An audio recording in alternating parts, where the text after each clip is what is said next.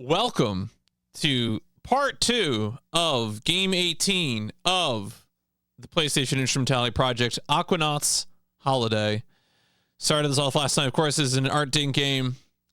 You want to see them fish? Well, you're gonna see them fish. Cause it's just I mean, it's just how it's gonna be.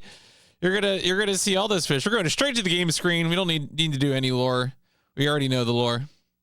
Let's get the game up. Aquanaut's Holiday. Bam, bam, bam.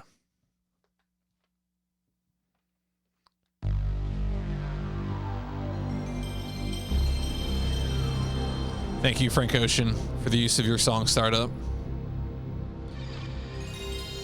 I got hit on last night's upload for the original version of Diary Diary Docs from SM64. Nintendo just infamous copyright bully. I just want to say, if you're IP counsel for Nintendo, I wish nothing but bad things for you. Like, really, truly. I hope all of your earnings turn to ash in your mouth.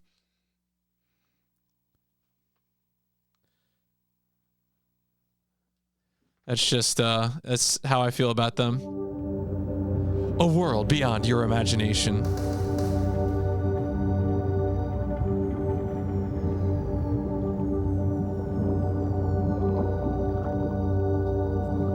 I think this warping effect must have been very popular early PS1. Oh yeah, you know what? We'll just start it. I'm trying to think of, like, for part 2s, would I normally start it again when I load? But, like, whatever. It's not that precise a science. Let's be real here. Boop. All right, there we go.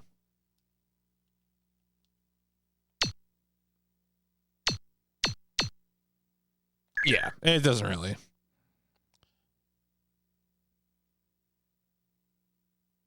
New or load. Now loading.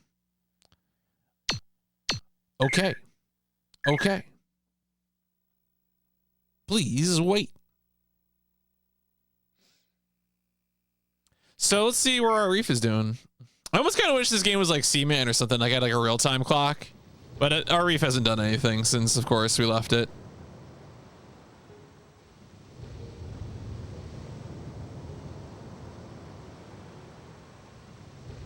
Yeah, I guess I think I should fill things in. Because it looks to me like I'm getting way more fish on those like corner sections than I am on the straight lines. So I think I'm probably gonna start just like filling those in. I might connect it at the bottom right, because why not? But yeah. All right. Well, should I leave port and go somewhere? Oh yeah, there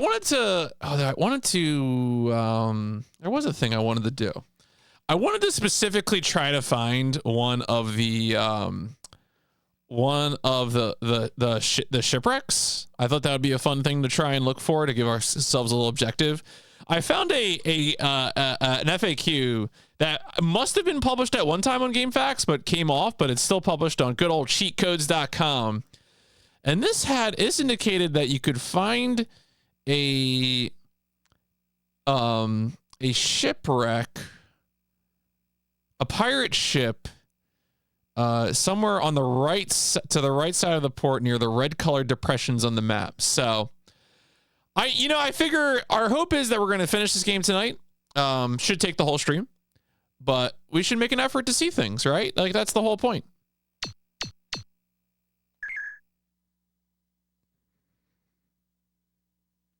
We want to experience the transcendence and relaxation of Aquanaut's Holiday. I wish I could like start from my like original point. No.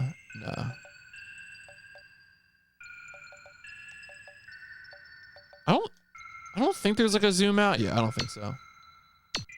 Oh, I can like cycle through them. Okay, here we go. Okay. So it said what? To the east of home All right, well, we gotta find, okay, we just gotta go. So I think that's a big seawall there. I guess I could go like south and then east maybe. Oh yeah, one of these, oh yeah, okay. Let's go over here then. Let's jump over here. And we'll just scope it out, you know, see what we can find.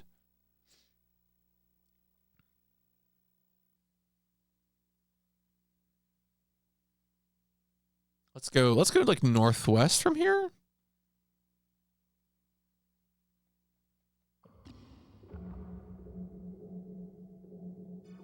Welcome to the ocean.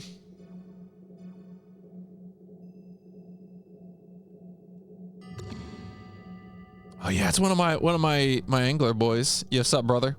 Bonk, bonk. That's not the noise I thought that gentleman would make. It's also kind of funny to me that like we can't see the map when we're in this view. That's like the #1 thing that gets me about this. I'm right? Like I do have the manual here. And I don't think the controls had any, because you have like commands, but I would have to go back to port, I think, to see this, so.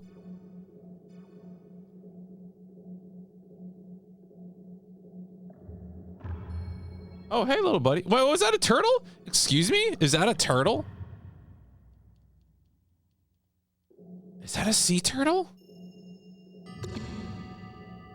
Yo, look at this guy.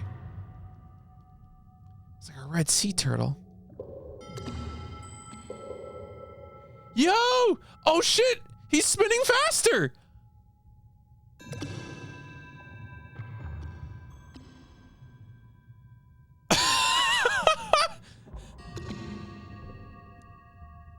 Huh.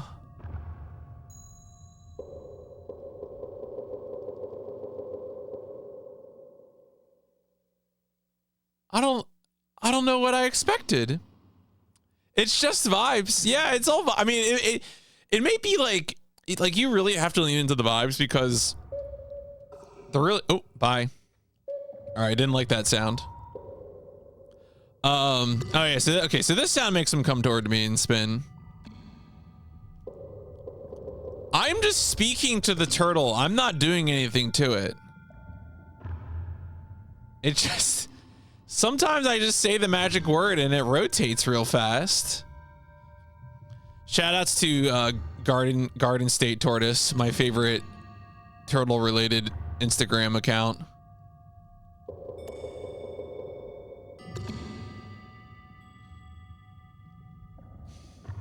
I don't know. I don't know what you expected, you know?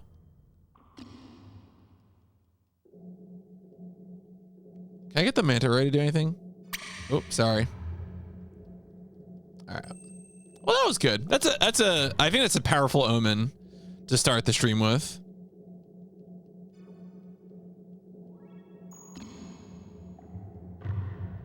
I mean, who among us has not made a sound at a turtle that's caused it to spin rapidly?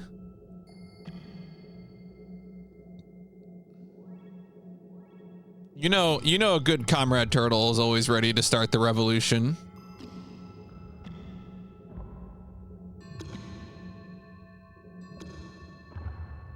What is? Hello? Excuse me?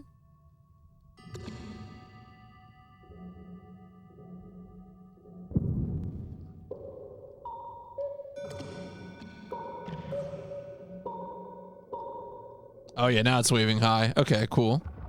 Thank you, little buddy. Wasn't there another little friend around here? Could have sworn I saw like another. Oh, okay, there's another. Yeah, we've met these crabs before, the little hermit crab guys. I'm a big fan of them.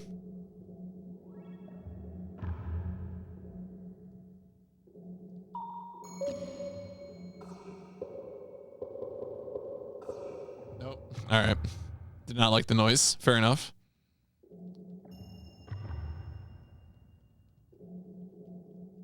I'm gonna cut back to the east. Oh, there we go. I was looking for this guy. Okay. I wonder if I can get this guy to like shoot an ink cloud at me or something. Oh, bye.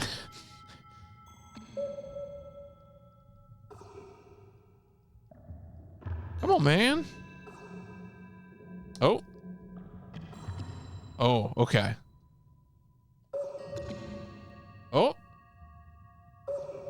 Oh, we're all doing, okay, we're all doing the move now.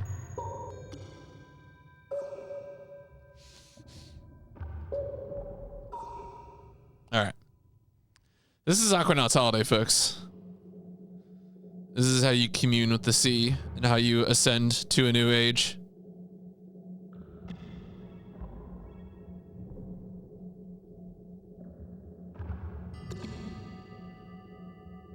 Only made possible thanks to the power of the PlayStation.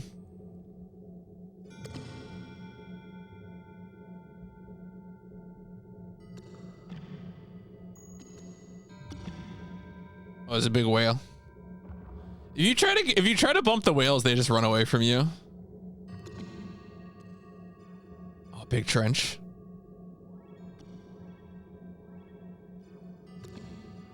Ooh, ow. What is this little guy?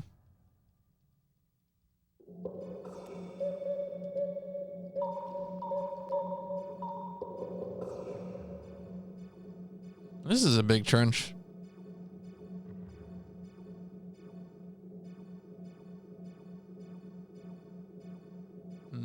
I get the feeling this is probably a wall I can't get over. But let's check.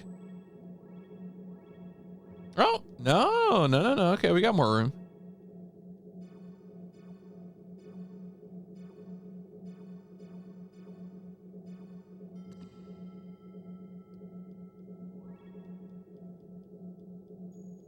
Man, I hope if we find this pirate ship, there's like a sea shanty or something. New age sea shanty.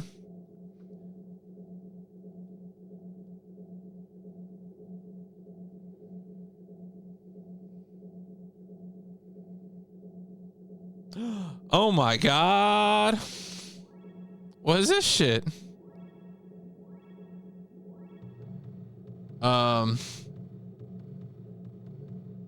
What is this?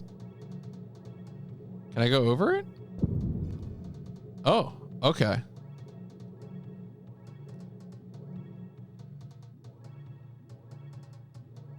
Can I like go into it? Oh, I found the maze. It's amazing. The challenge, a puzzle, the reward, a work of art.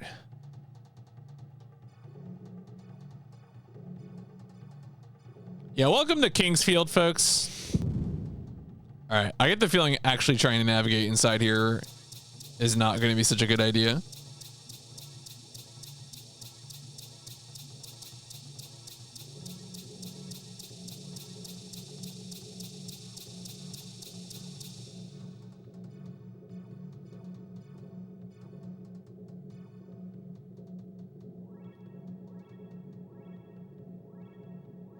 Interesting.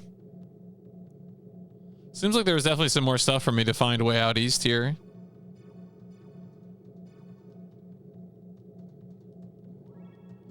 This must be the doing of Umbrella Corporation.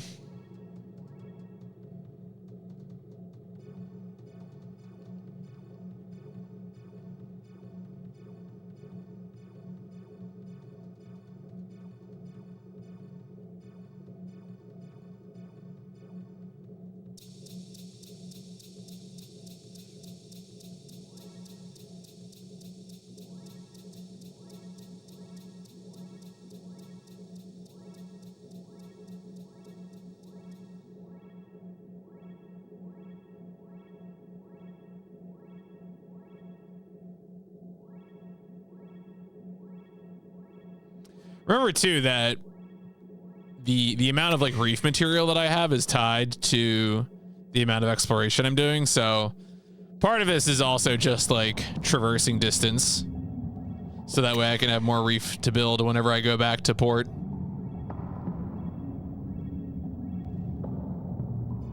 All right, this seems like a wall that I'm not getting over.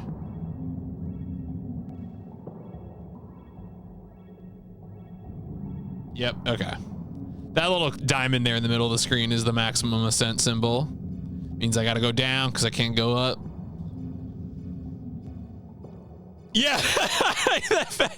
That's definitely an interesting one, because I was doing some Google searches just to see like what else is out there in terms of information on this game. You know, I'll just sort of just do a generic search. Kilik, you're mad. Who do you think you are? God? Every time I turn this stream on, we are in the ocean. Yeah, I'm sorry. I can't help myself. I mean, you know, I feel like when it comes to the amount of water that will exist in 20 years, I think that's like a really interesting topic. Because on one hand, I think a lot of people seem to feel like, oh, well, the ice will melt and sea levels will rise, right? Like that's sort of, you know, infamously memorialized in the Ben Shapiro H-Bomber guy meme about, you know, who will buy the houses.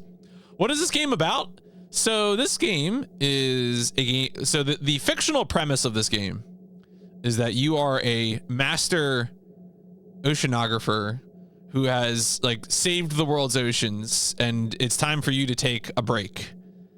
And so you get a job to take a submarine called the Holiday. So the submarine that I'm piloting right now is the Aquanaut's Holiday. The Aquanaut is the player character. The Holiday is the submarine.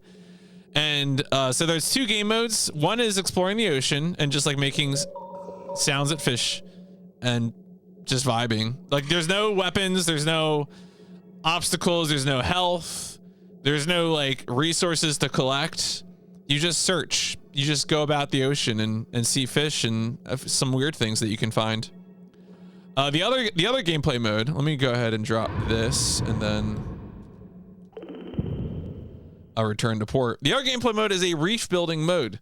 Because after the description of the first part, you may say, wait a second, PMC. If there's no mechanics to, it's not Subnautica. There's no, I would not say resource gathering and survival. Certainly not survival. There's no concerns about survival whatsoever. Exploring automatically gets you resources that you can use in the build reef mode. The build reef mode is the thing that will ultimately bring about a conclusion to the game, because as I place these 3 types of colored blocks down, I will eventually, just attract a population of fish that will, live their fishy little lives and invite all their friends. And yeah, like that's pretty much the game.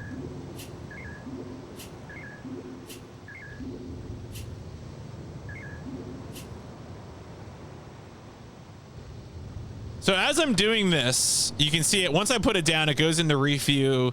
Those little dots are fish that are coming to my artificial reef that I'm making available.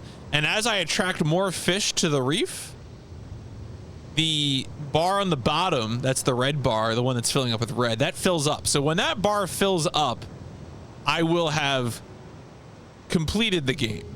It will give me an ending, and then we'll unlock fish control mode, where I can just swim around as a fish.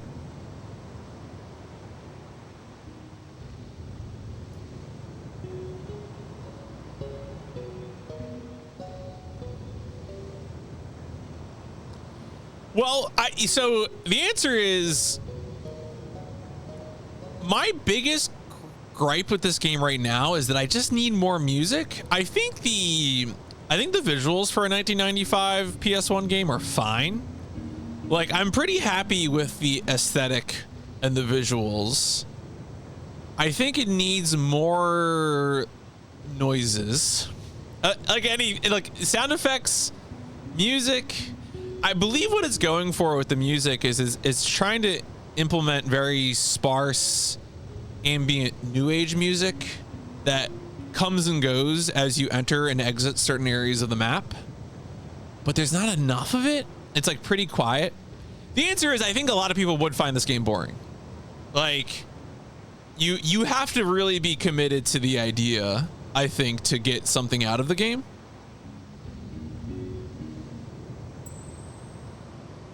But yeah, so the answer is, like, if you like watch this for like 10 minutes and you're like, damn, there's nothing happening, I don't think you're wrong to come away with that conclusion. To be completely clear, I would not fault you for that. This is definitely a more sparse sort of game, but very experimental, very unconventional, which is kind of like, that's always kind of been Artdink's deal. A lot of their releases that did get localized were unconventional. I think there are other games that did get localized are more conventional than this. But like, for example, there's a 1996 Artdink game that was published by Sony in North America called Tale of the Sun. The premise of Tale of the Sun is that you control a caveman who is attempting to pile up elephant bones so that he can reach the sun. So like, again, another pretty unconventional premise. Oh yeah, there's a we were talking about this, like that, like the director of the game very much wanted to make a game that was unconventional in nature. Like that was very much the desire. I'm going to go back here and go south.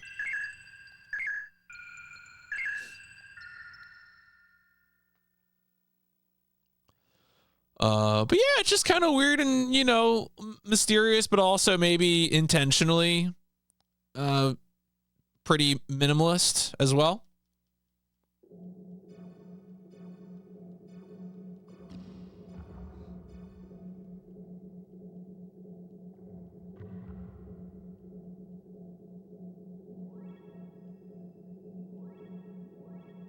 You just gotta explore the ocean. Oh, hey, little friends. Oh, whale. Yeah, the whale, you can't catch a whale. I mean, there are more underwater games on PS1, although most of the other ones I think tend to be action focused, like Treasures of the Deep. I mean, In the Hunt, that's just the shmup, really. Tiger Shark.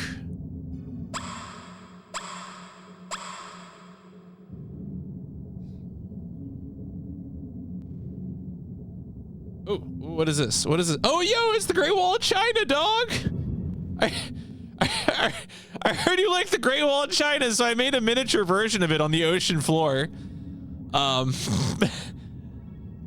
hope this is good for you.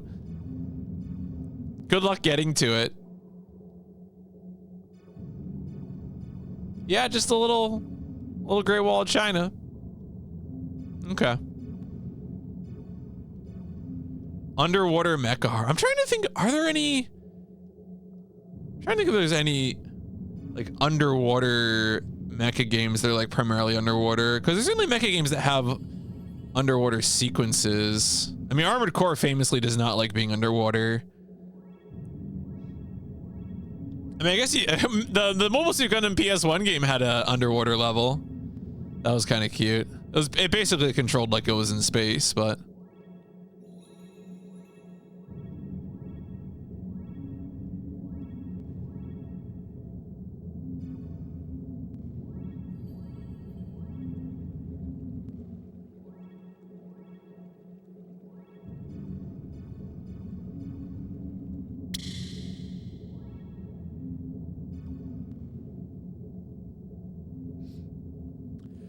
Set on a flooded new type Wind Waker. I was gonna say, what kind of ecological catastrophes affect the Earth in G-Reco? Maybe G-Reco is that. I don't know anything about G-Reco.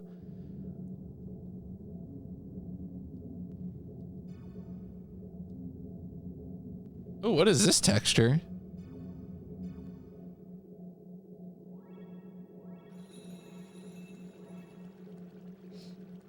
Oh yeah, it's true. The invincible fish in Armored Core 1.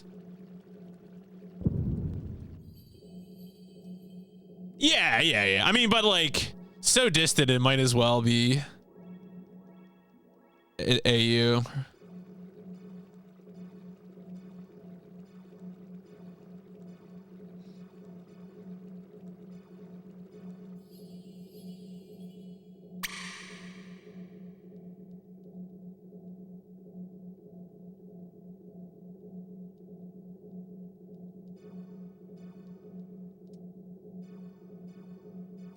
So say, what kind of shit? Actually, you know, I'm trying to think of like some of the other like post-apocalyptic Gundams. You know, because I've never seen Gundam X either. Although I know that's post-apocalyptic.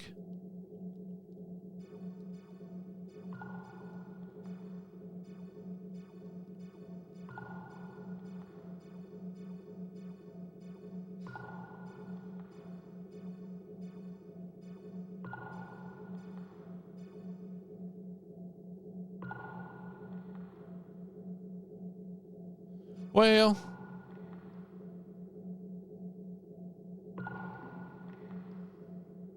oh,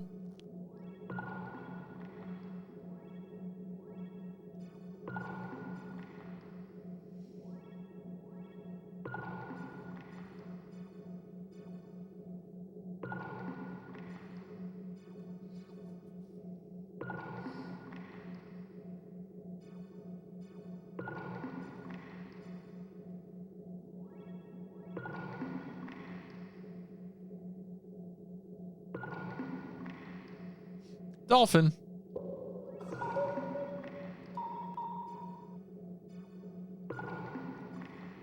Right, yeah. An AU where everything, where they finished the job they started. Ugh.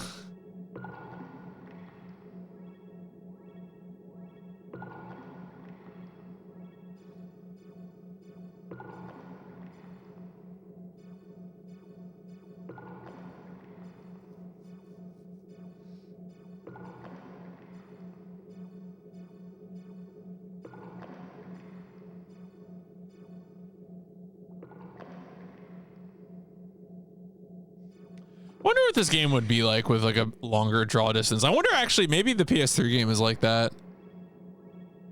So this Aquanaut Holiday has sort of 3 sequels. Oh, music. There's like an updated version of this game called like it's like Memories of Summer 1996. And then I think there is just the straight up sequel in like 1999. And then there's the PS3 game.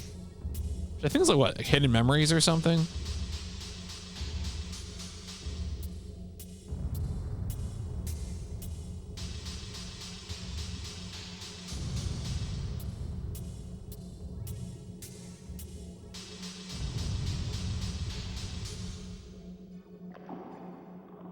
Oh, it stinks. What do you? Damn! Come on. It's got the power of the PS3. Yeah, I've heard good things about Gundam X. I would definitely like if I were to like pick up with my Gundam watching again after finishing Victory, I would probably, I don't know. There's a part of me that feels like I should watch G Gundam. Obviously a very different kind of creature, but also Gundam X is like right there.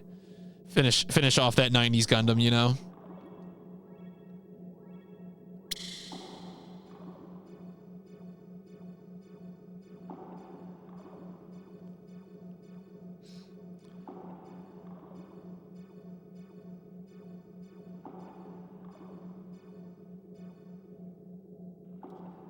I'm just going places.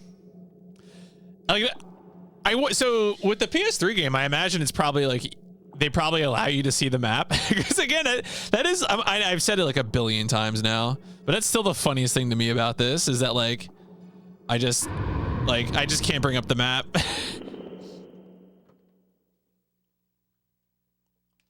Oh, is there like a plot? Like, are there characters? Do people talk to you? Are those the hidden memories?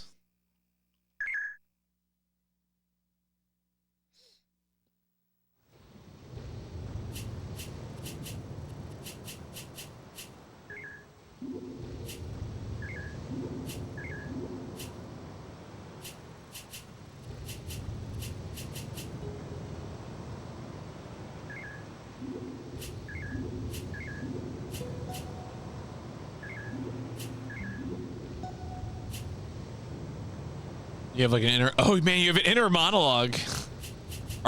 Inner Artdink.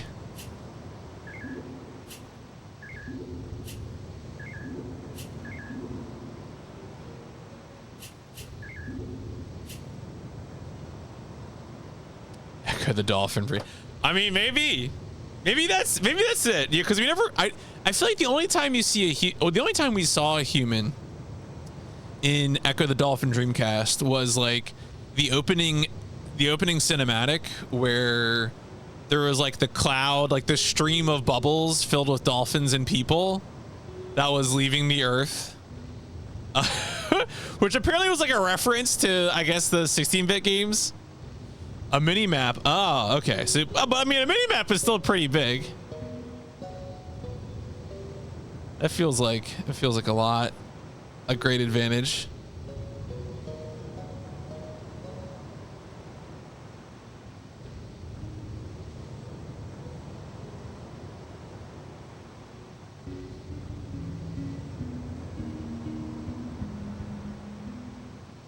Well, we're definitely halfway now, at least.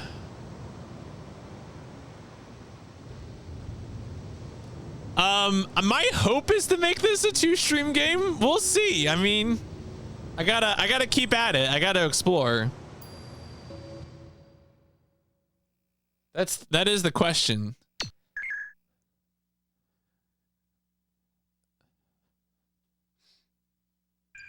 I mean, this is not a particularly like taxing game in terms of what it asks of me. I just have to keep exploring.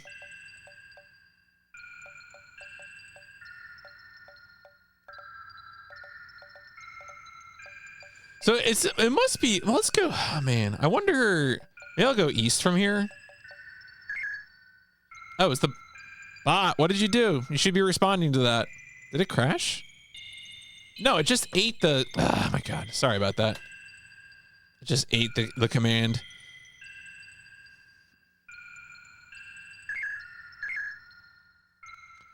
My senior elderly bot.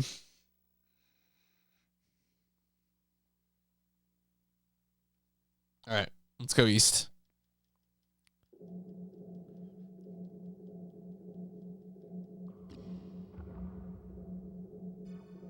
Still trying to figure out like what this red corresponds to that's on the point map, but like this ain't red.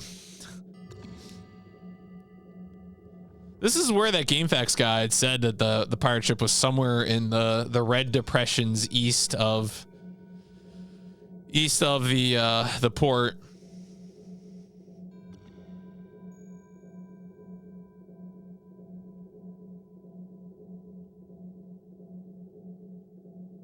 Although a depression might indicate an actual sunken area of some kind.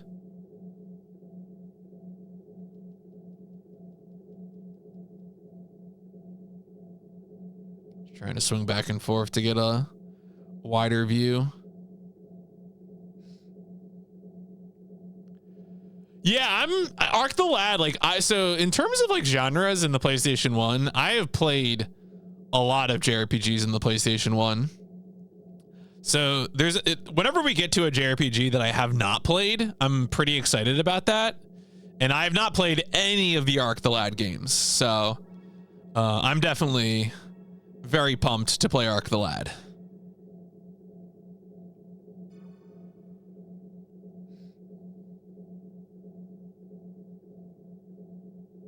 So I think the JRPGs that I haven't played, it's like the Arc the Lad series, Breath of Fire 4 I haven't played, Legend of Dragoon. I mean, those games are going to be much later. That like might be it, really, honestly.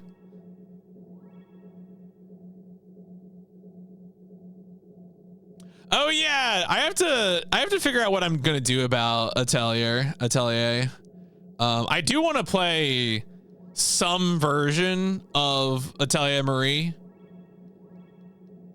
It's either going to be the fan translation of the PS2 remake, or I might just play the recent remaster.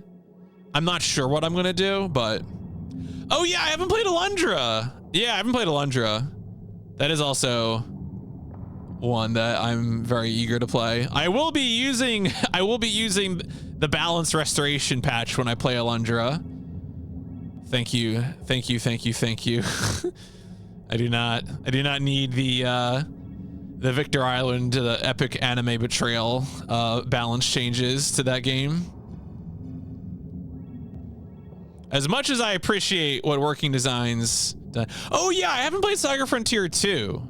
I have played Saga Frontier 1. But Saga Frontier 2 would be new to me on PlayStation, as would Vandal Hearts 2.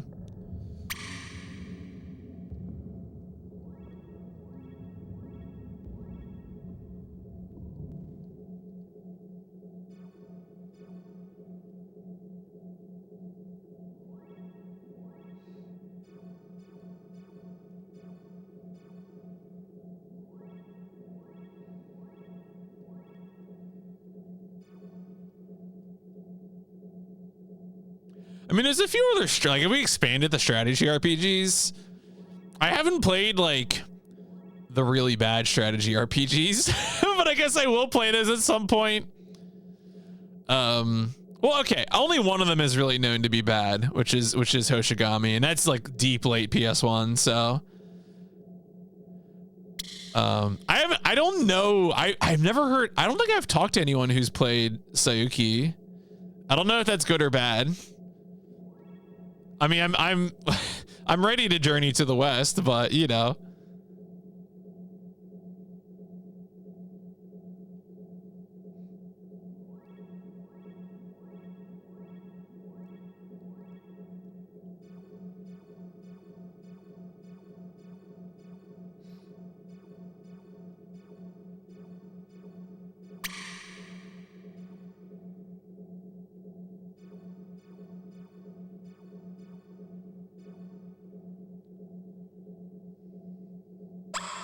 Didn't like Vanguard Bandits. Vanguard Bandits, I can I ask like what I'm just curious what you didn't like. I thought it was an okay game. I did play it for the first time about a year ago or so. And I thought it was fine. You know?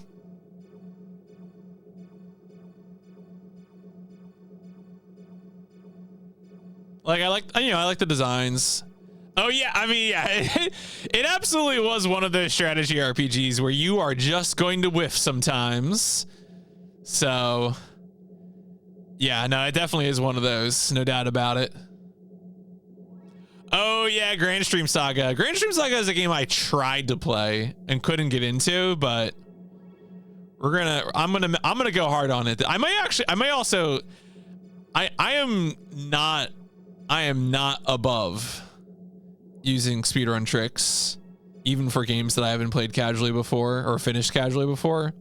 I think Grand Stream Saga has a trick where like in your house, you can like clip into a wall to get a late game sword.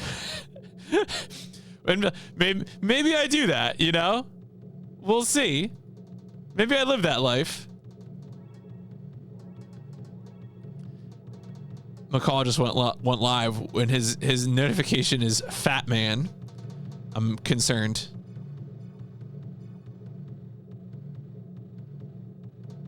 What does that mean? Oh, we're back at the maze.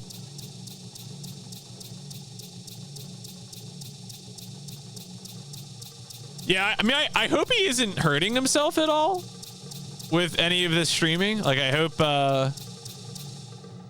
his throat's recovering fine and he isn't getting any new infections or anything. I have faith in him that he wouldn't stream if he was really at risk for anything. He seems to be doing pretty well. I mean, honestly, he does a better job talking into a mic for hours than I do, which is not surprising. I mean, sometimes. Look, he's got such passion for game. He'll get a magpie to speak for him. You know, let's go north along this trench. He did like 3 hours of lore time at least. Maybe I don't. He's not really. You know, he has like a weird feeling about speedruns. I think he technically speedran. God, what is it? That like the one that's like a Strider game, but it's like Middle East themed. I forget what the name of that game is. He's like on a speedrun.com leaderboard. He doesn't have a speedrun.com account.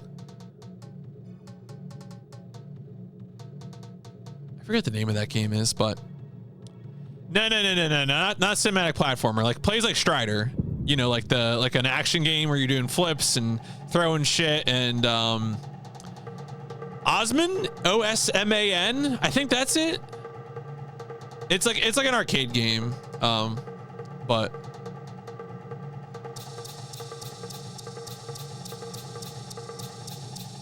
I think that's it.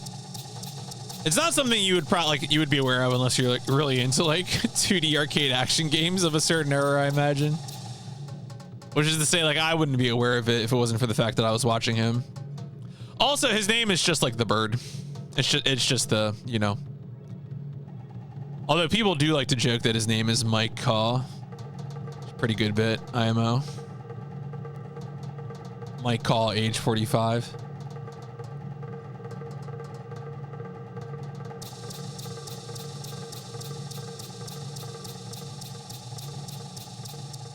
I think he must be like 2 years older than me or so. I remember one time he said something about like being in high school in like 2003 or something like that. So I think he's just like a few years older.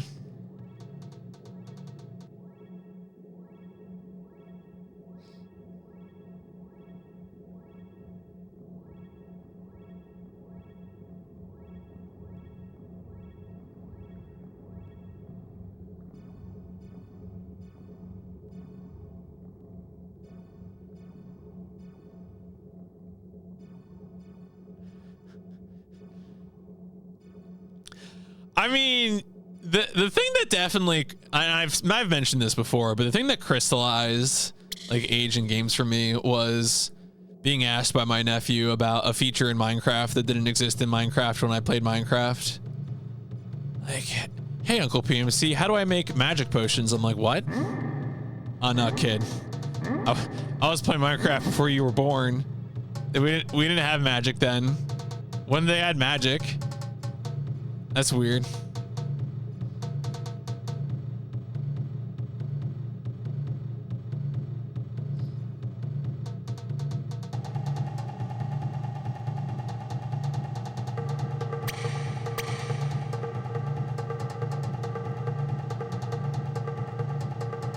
All right, this is a little more oral spice.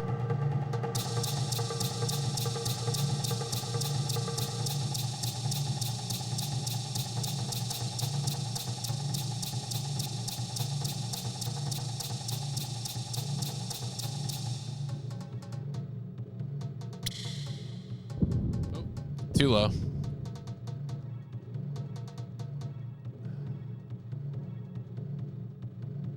Boom, boom, boom, boom, boom, boom, boom, boom.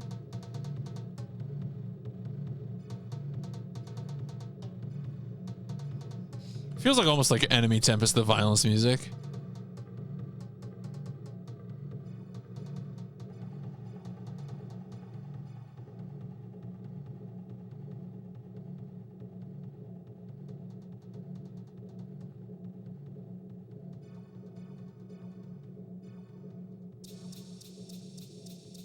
Give me a pirate ship.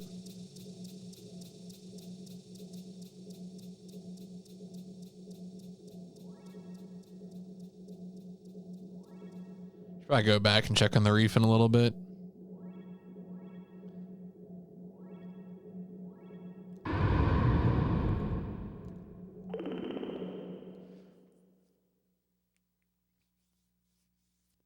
I'm so determined to find this ship.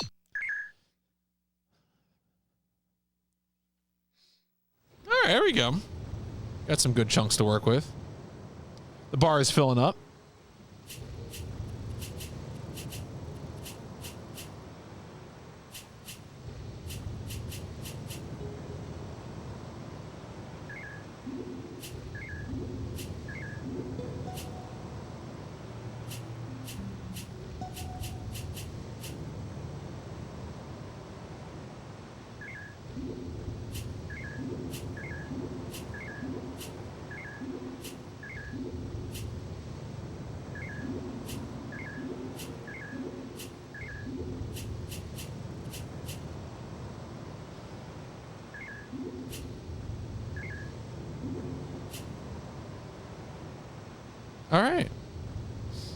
It's a sailboat. No, it isn't. I'm just look.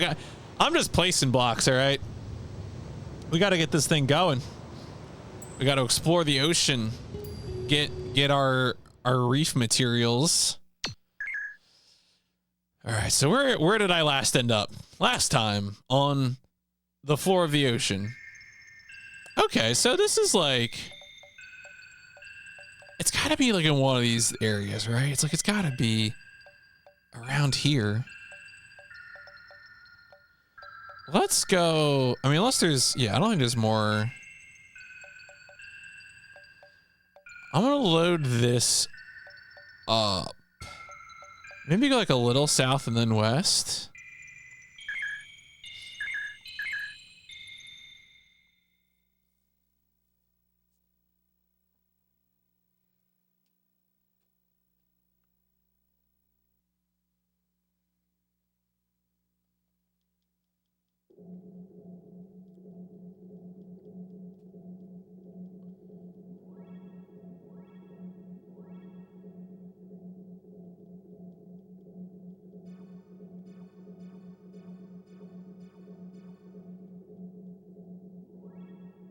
These are some depressions. A great place for a ship to land, I think. It's free real estate.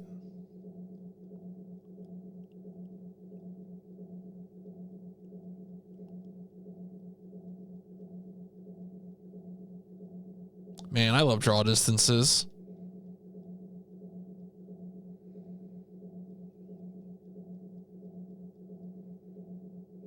Yo, what's up, Fat? Well, how's it going? Welcome to the floor of the ocean.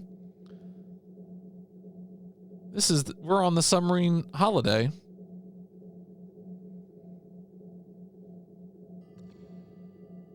Oh, what was that? What was that? What was that? What was that? Oh no, it's just some guys. Who is Aquanaut? Well, the Aquanaut is a famous oceanographer who has brought harmony to the Earth's oceans. Actually, this is a good opportunity for me to read the, where is the passage here? You are the world's foremost marine explorer. Your face and name are recognized around the globe. As the senior researcher of an elite oceanographic institute, you're at the pinnacle of your profession. Because of you, the seas and all life within them are safer, healthier, happy, and highly respected. Your discoveries have molded the way scientists and society view the ocean and its ecology. There's unfortunately no, I wish there was ska. I would definitely replace the new age music with ska in a heartbeat. I'm sorry. My apologies to the original vision of the developers, but I think we can all agree that ska would improve this work.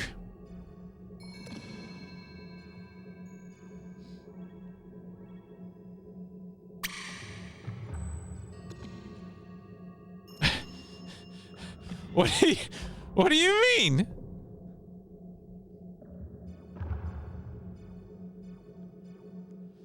We have a ska hater here? What is this?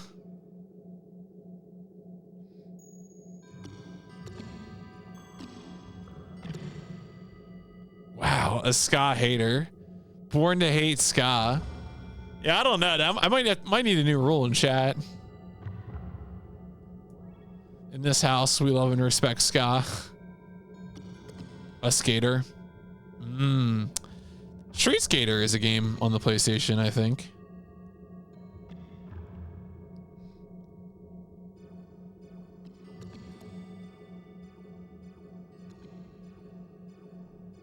I really like doing trench runs, but I'm also pretty sure I've done most of the trench runs in this game. Oh, that's big yellowfish. Got him.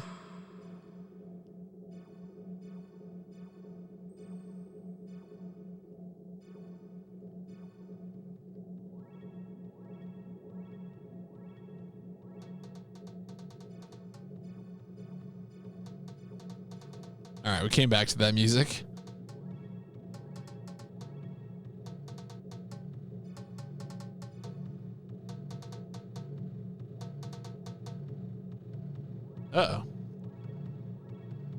Oh my god. Bunk.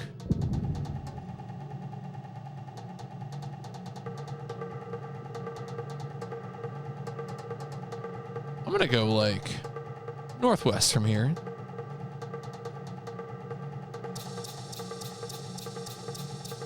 Yeah, they really do tie the music to specific locations.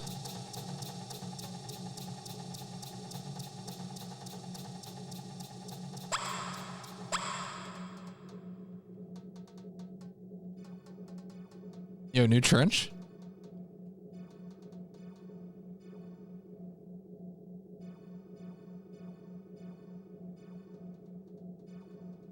New trench, who dis?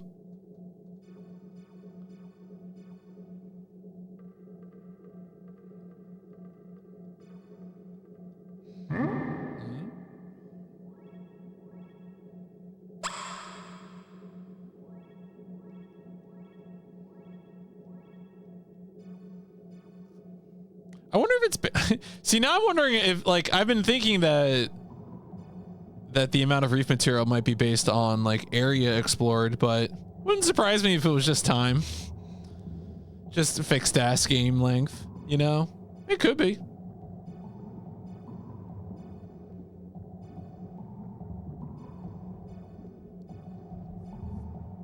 All right, we're getting to a different music track here. But yeah, if you haven't seen this game before, there are two modes. So we're in the exploration mode right now. And then the other mode, the mode that will eventually bring us to an ending, is the reef building mode, which we'll go to here in our port, or our base. We go to the reef building mode. It's just this screen, and this is where we drop some blocks, as you do. And so, and then we let the fish come to the blocks, and it fills up that meter there, that red meter. And when that red meter fills up, the game ends. Aquanaut's holiday. The aristocrats.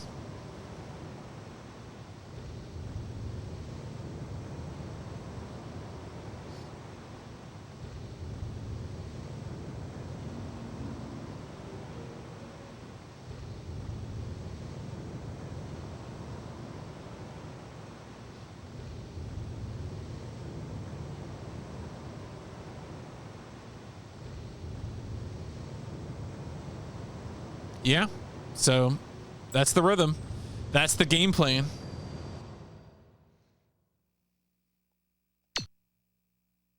A pig meter. Just fill up the meter. That's all you gotta do. That's all it takes, buddy.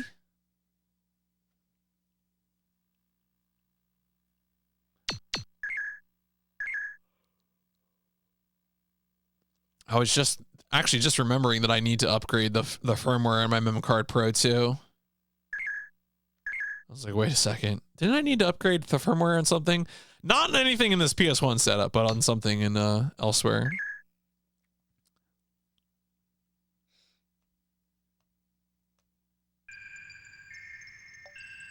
Okay, so this is none of this is red.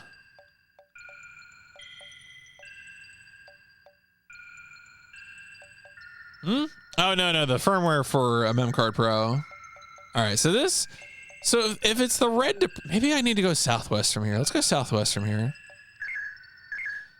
I do need to spend a little bit. I need to decide if I'm gonna improve my El Paso Elsewhere PB. So I'm sure. I am sure that southwest. That probably sometime later in the month of March will probably be submissions.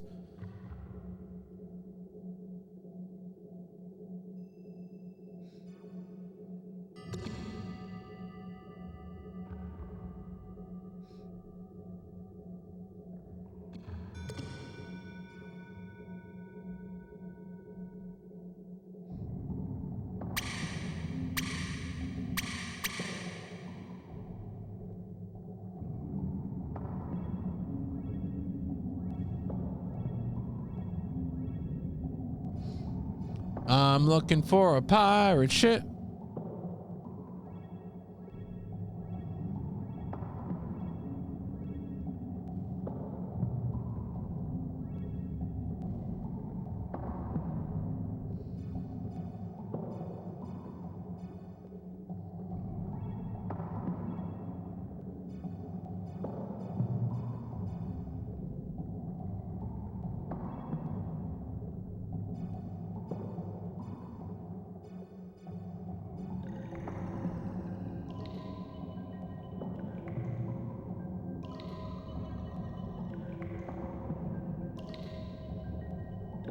Getting some new sound effects here.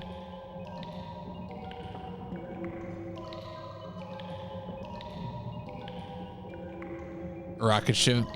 Where would you go with your rocket ship?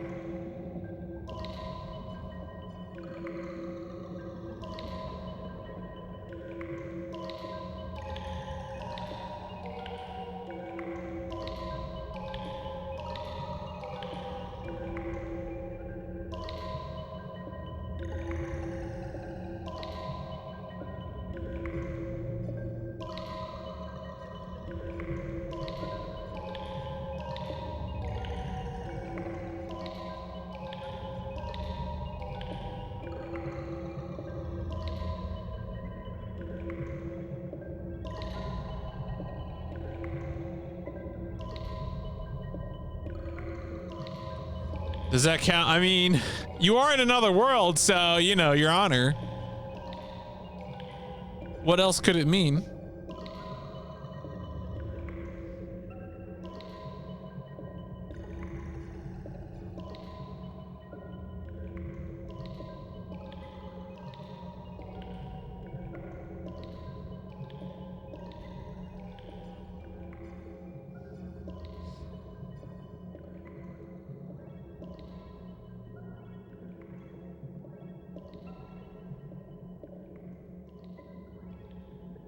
There you go. Strange New Worlds. I mean, what do you think they're talking about, right? Talking about isekai, you know?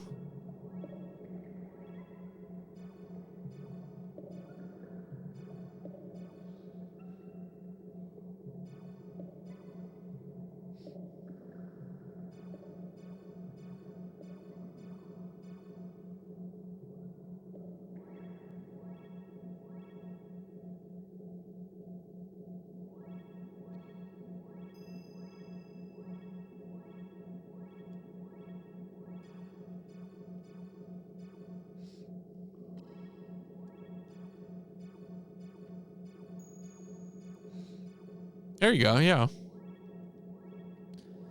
It's all coming together.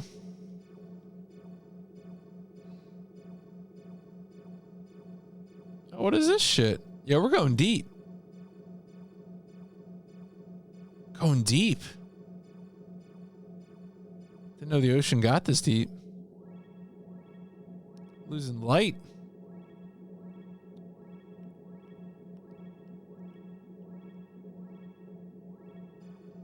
Oh, hey, little friends.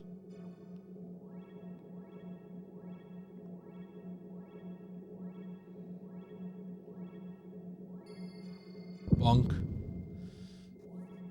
Too close to the ocean floor. I would prefer not to go beyond the beyond, though. Not yet. You would sink your pirate ship in the deepest part of the ocean. Would you really?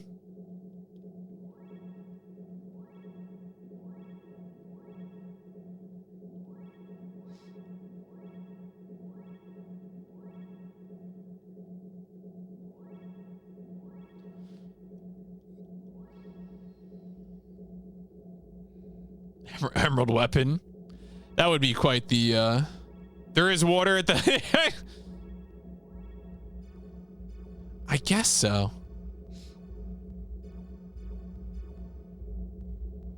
Somewhere down there is more water. You'll never believe it.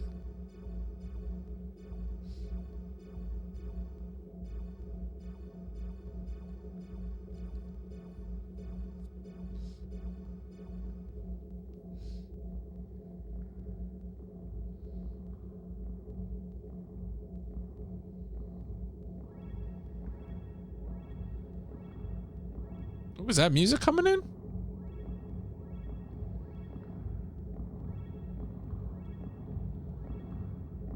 The dinosaur.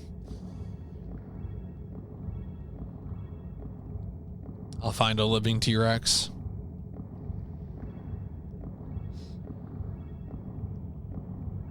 You figure eventually you'd reach the center of the earth, right?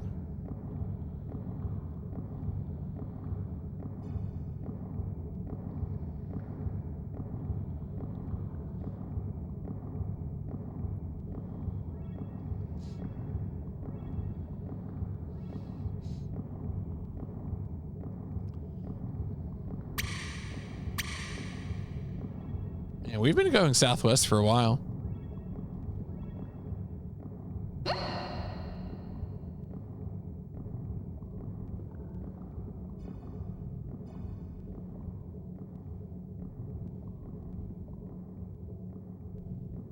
You know, it was funny. I think it was like last Friday or something. I put up a Twitter poll that was like, what type of mini game is more fundamental to JRPGs, fishing or cards? And it was actually pretty even. I think like fishing won narrowly, but you know, pretty even poll as it turns out. Which is just interesting to me. I would have expected like in 2024, I would have expected cards to be a clear winner. But maybe people have more nostalgia for fishing than I thought.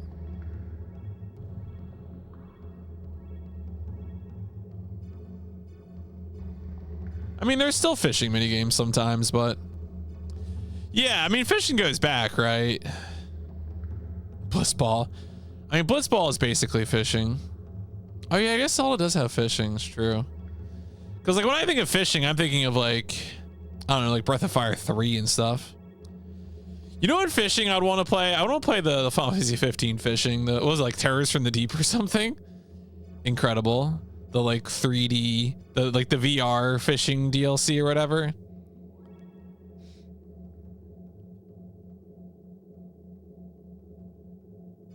Yeah, I think it was VR fishing. Just like the idea of putting out VR DLC for Final Fantasy 15 and it's fishing. Something about that is just like very special to me.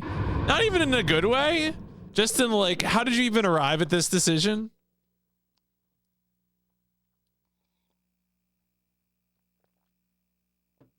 Just like perfect decision making. It's like the inexplicable Square Enix that we all know and love.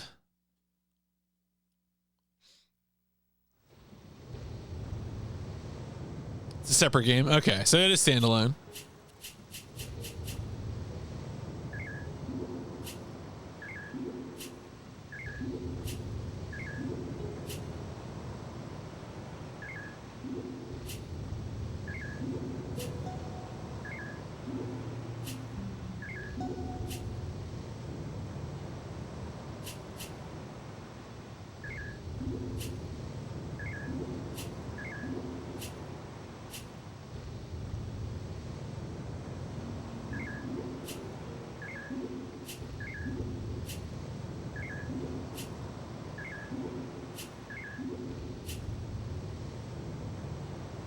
I think we're doing okay progress-wise. That bar is filling up. Fish meter go up.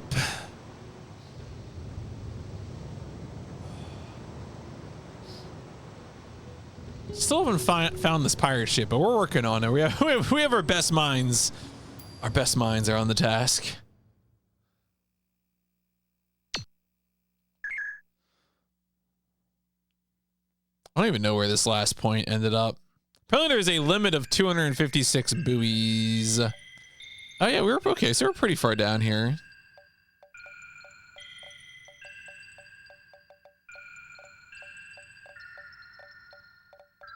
Right, so we started here. All right, I'm gonna try. I guess I could go southeast.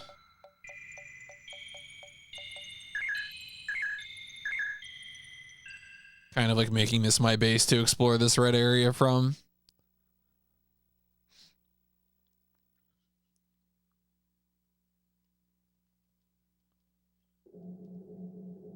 I'm sure it's like probably right. It's like just somewhere right around here.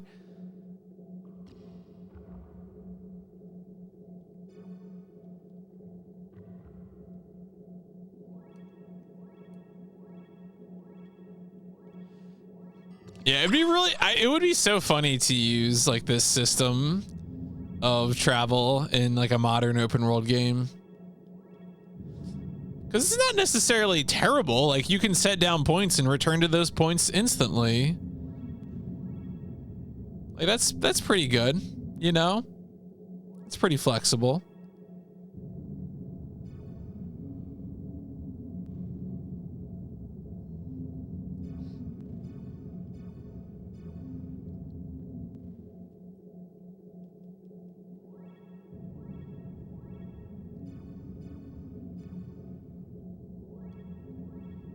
Where are the microtransactions?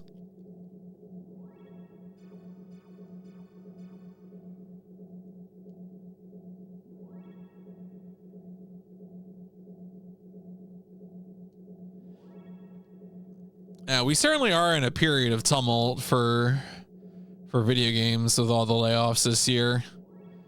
Like every week I listen to Remap Radio and it's like, yep, we're talking about layoffs again.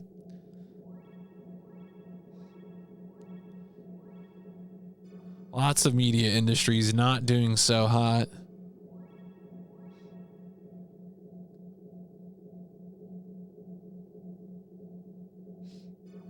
You know, I wonder, like, I wonder when all is said and done if this will be considered like a crash or a realignment, because certainly there was like a boom period, I think, as a result of COVID, and or at least that was the perception, and that there was, you know, extra interest, a surge of interest, and things like that. Right. I mean, the other thing too is that laying off people is always like a very short-term way to make stockholders happy. But, you know, that can be counterproductive in the long run if it turns out your business can't do anything anymore because you fired everyone. You idiots, you morons. But, I mean, we'll see.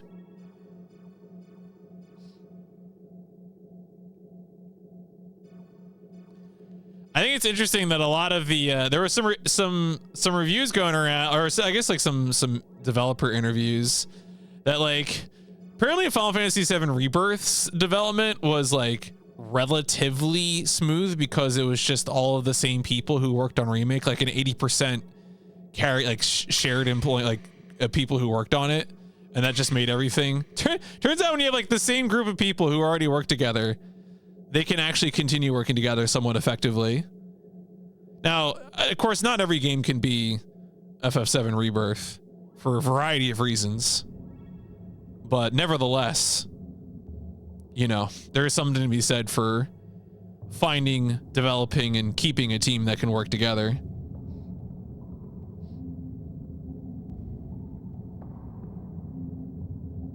Yeah, I mean, thankfully, that's kind of how my workplace is. Not that I talk too much about what I do, but they're pretty good about moving people around as opposed to just getting different people. Yeah, I mean, certainly games as a service. Well, is games as a service flopping? Because Helldivers 2 is like the hottest shit on the planet, but also Helldivers 2 was like a smaller studio. So maybe that's, you know, maybe games as a service lives on through projects and teams of that size.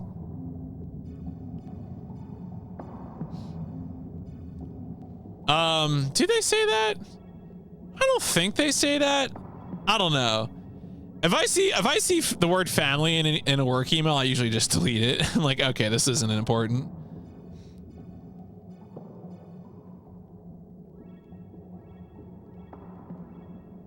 Haven't been wrong yet. Been working there 12 years.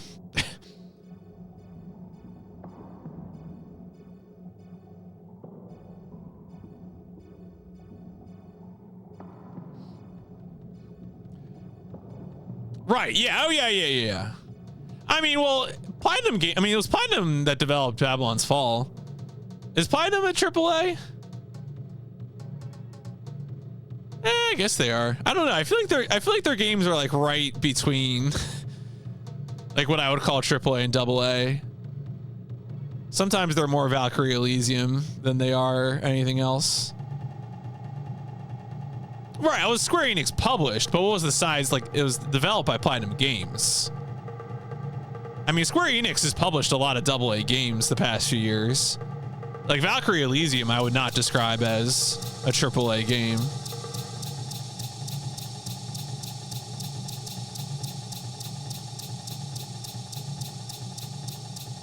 That was kind of one of the things that people were complimenting Square Enix on, was that they are still publishing games like that.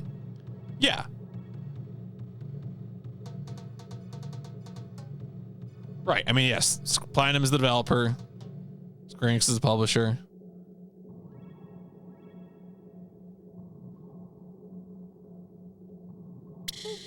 Got him. Pretty sure I'm out of the red zone at this point, but we'll keep exploring. Is it? Wait, is it? It's Wonder World. I can never remember if it's Wonder World or Wonderland. I mean, look, if I had the opportunity to publish a game from somebody who was imminently going to jail for insider trading, I would consider it. It would be a good meme. I don't know. Maybe it wouldn't be a smart business decision, but Forspoken seems like a game that really got undercut by this whole narrative about your sidekick talking too much. I'd be curious how that game actually plays.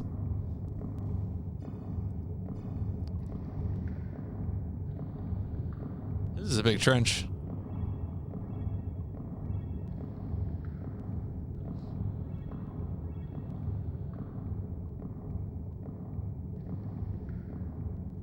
Man, good old Luminous. What a weird series of events with that studio. There you go. Best described as okay. There you go. That's what I like to hear.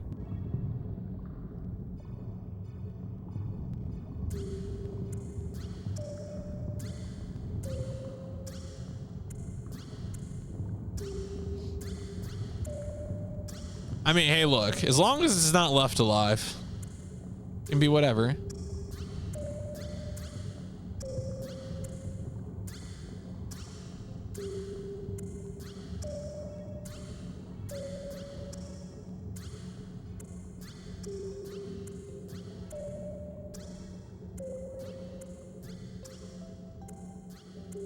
Getting some music.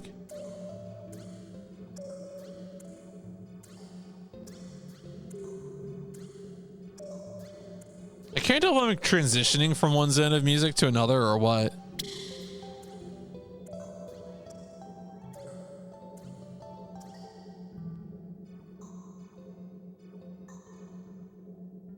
Yeah. Don't worry. People are welcome to put out whatever Forspoken opinions they want. Selling PS1 games, getting, I mean, well, you know, this is it's been such a step back since the PS3, PSP, PS Vita days of buying digital releases of PlayStation games. Pretty unfortunate, but you know, I have advice. I'm not giving that advice on my Twitch stream.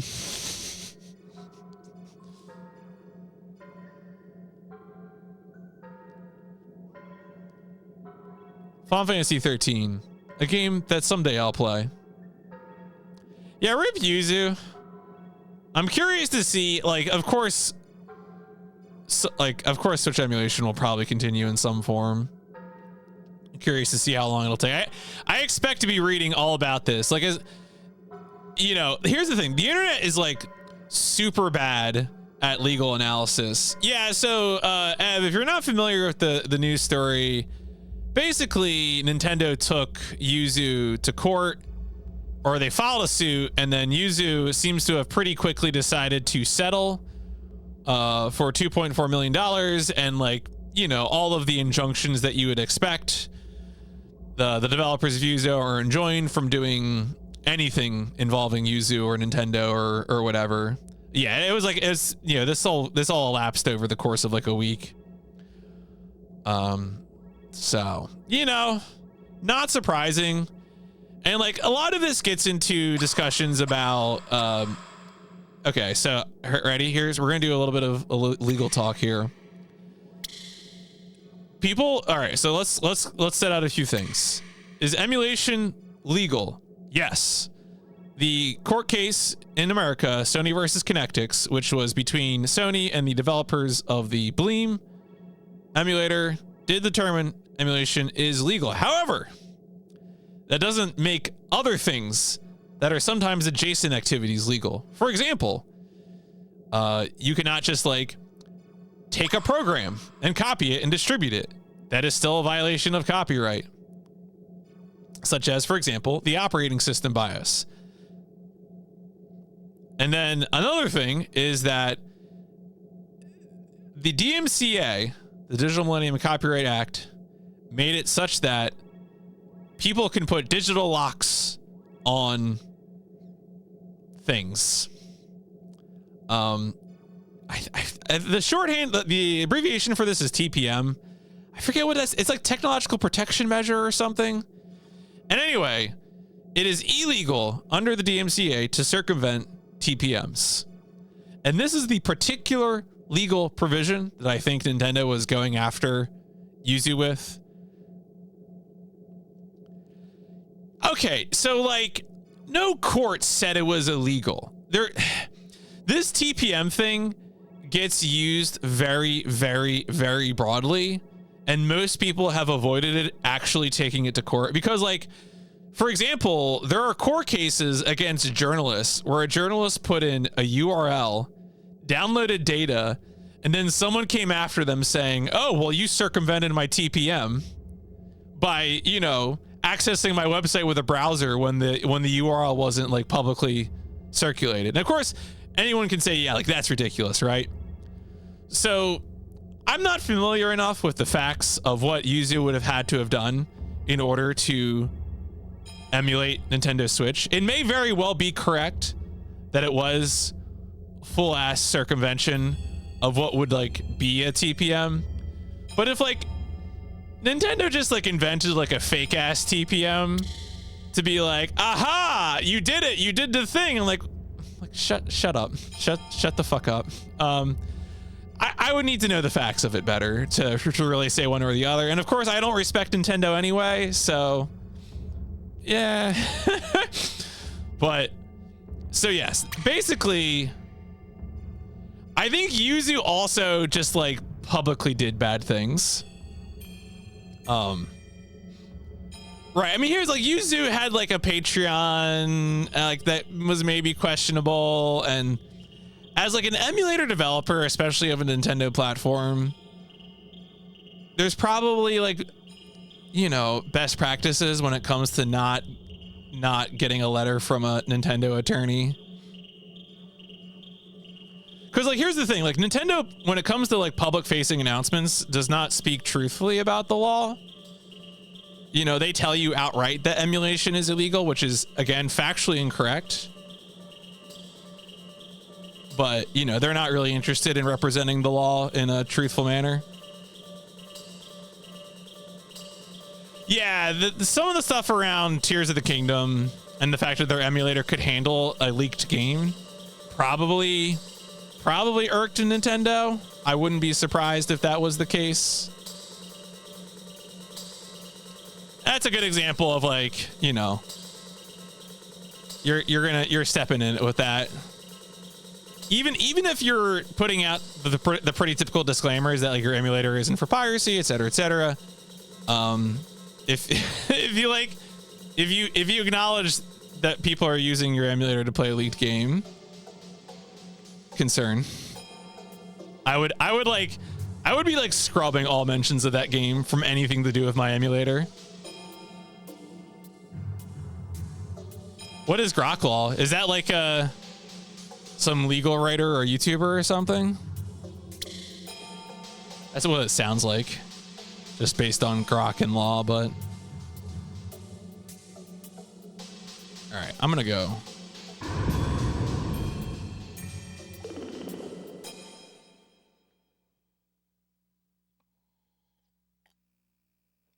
But like again, something we also have to be clear about is that we cannot trust Nintendo to be stewards of their own history, because they will curate it in such a manner that it is just not an accurate representation of their history.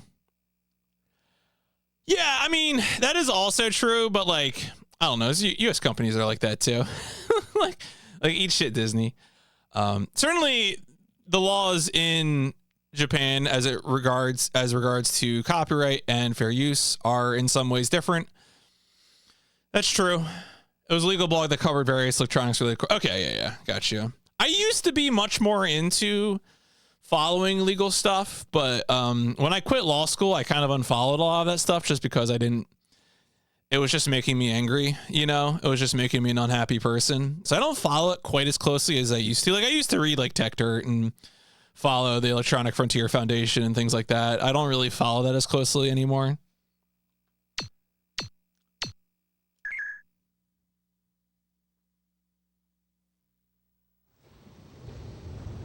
Yeah, our bar's going up. We got bars.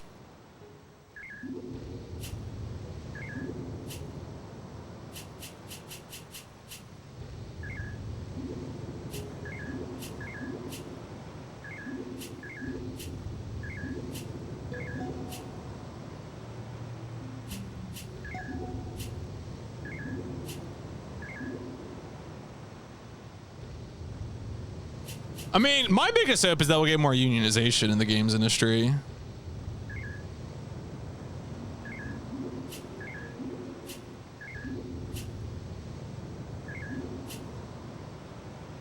But we'll see.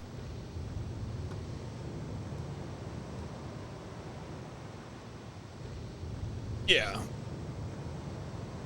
I mean, man, regulation is like such a hard thing to talk about because it's like you can never believe that like anybody involved is like talking about it in like good faith as it like relates to the public good, right? Because like you want regulation that will benefit the public primarily, but no one interacts with the law in that way. Was it good for making the versus Nova? Oh yeah, Google versus Oracle, making Google versus Oracle understandable, and especially like all the stuff that like Judge Alsup did, and then how like the I guess it would have been like the Federal Circuit and the Supreme Court, how they regarded with it. Man, yeah, I guess trying to think of the game industry, because the game industry I think has generally tried to take the approach of self-regulating to ward off actual regulation. I mean, usually in response to moral panic stuff, right? Like the ESRB, right? Like ESRB was an industry self-regulation response to very, very stupid moral panic stuff.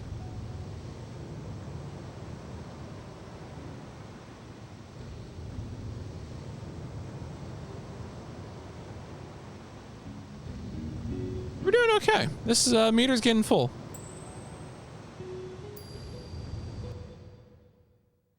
Man, my apologies to anyone watching the YouTube VOD of this. I hope this is what you wanted.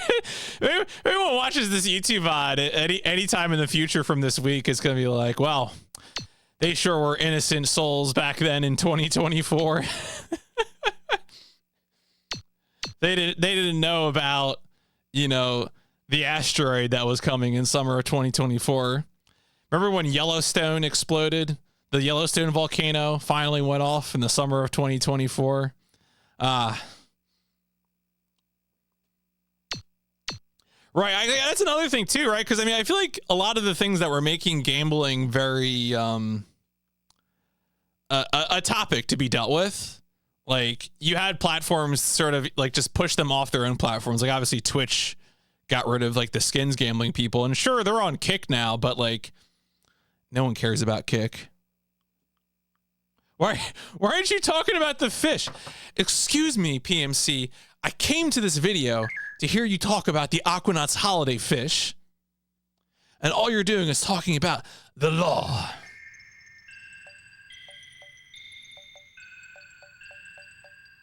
Oh, maybe it's these? There's like some red here. Oh, I'm like way up.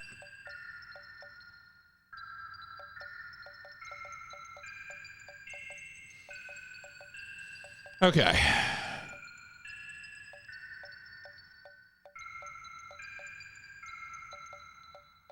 I'm gonna go like a little north and west and north and west and west and north, and we'll see. Before the Third Great War. I mean, you know, I've played the Fallout 3 DLC, the Anchorage DLC. I'm ready for the resource war again. Ah, jeez.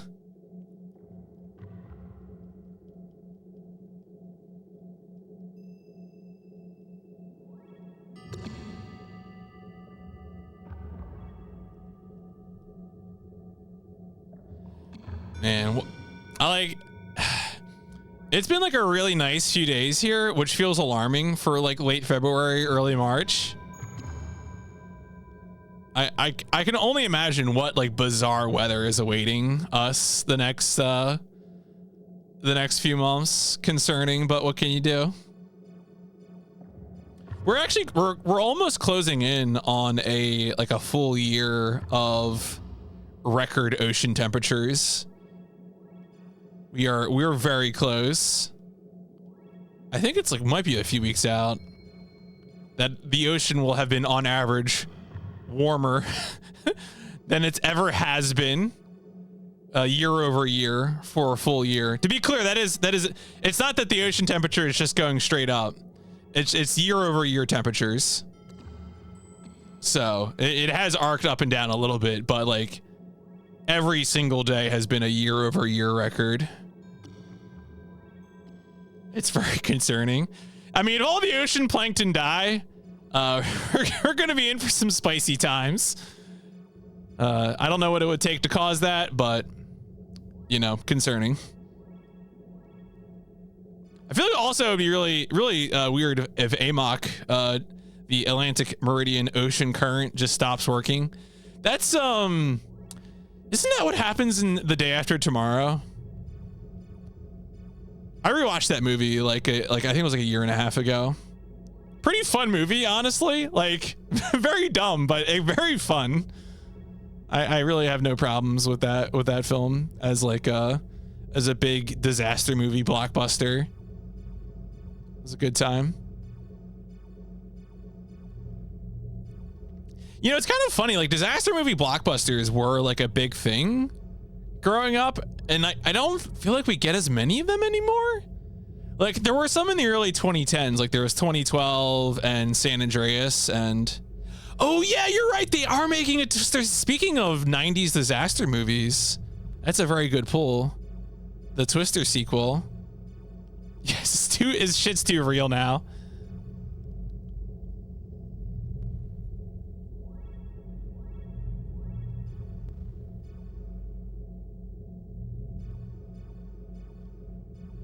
Is it called Twisters? Isn't it called Twisters as the sequel to Twister?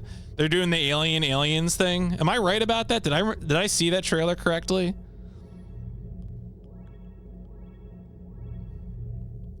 Yeah, it's right outside.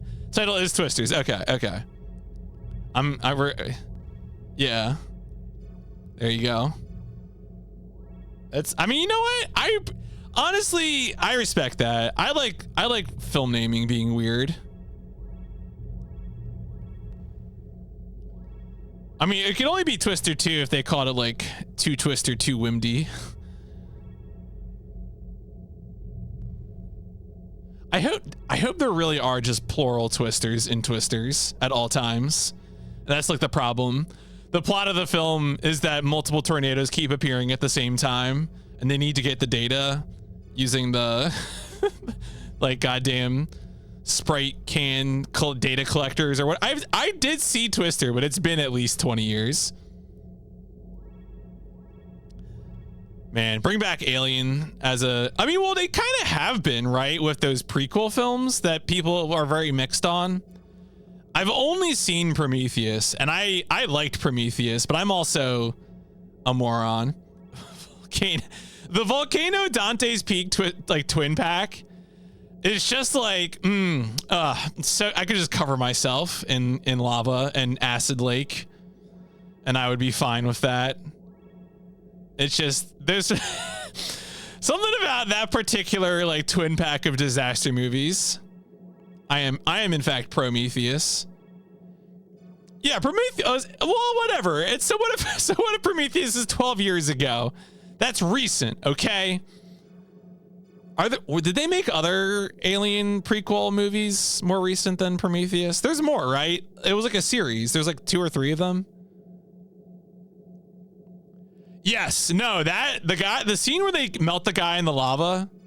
Covenant, okay. Alien Covenant. Does that also have Michael Fassbender as like a weird android? Or was that just Prometheus? Oh, is there another one coming later this year? Man, films are real. Direct sequel. Okay. I'm gonna go south.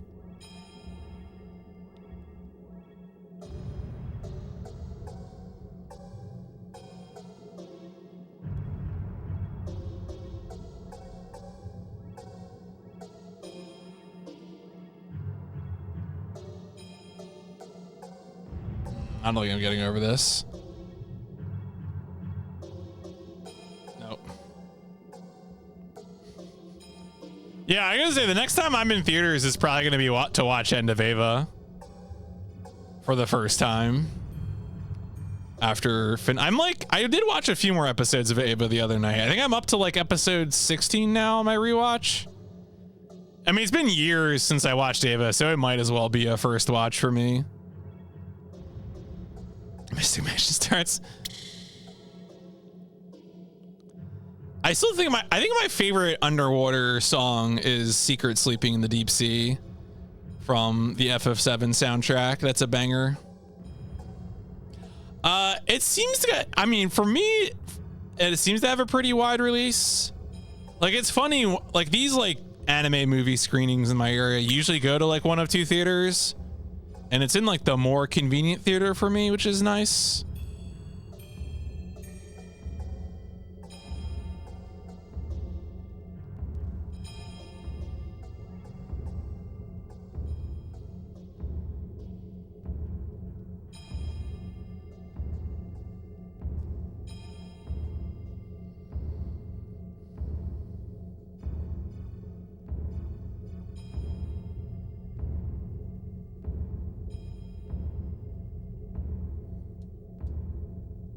Oh, yeah.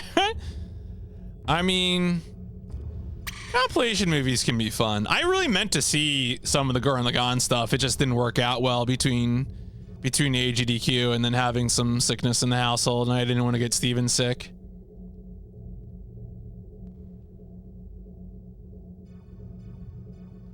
It does seem like, yeah, like DBZ films often have pretty good coverage. The hardest film for me to see, I had to travel like just a little bit, relatively speaking, to see Cuckoo's Downs at Highland in theaters.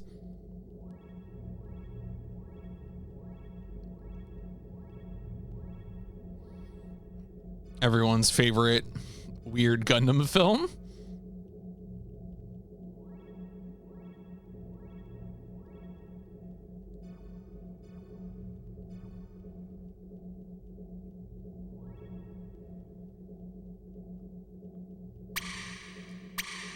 Give me that G Savior 2 Blu-ray.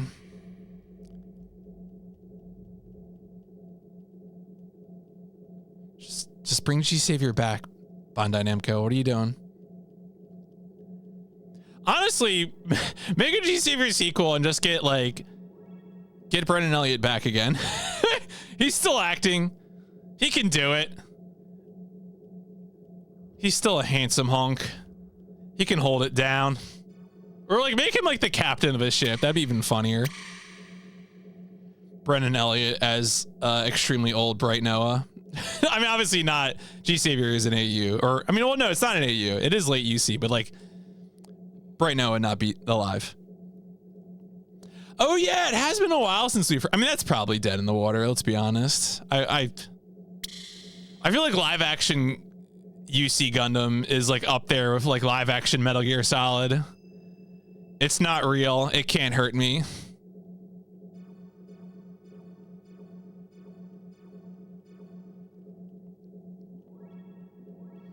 What are they going to do? Make live action One Piece? Yeah, right.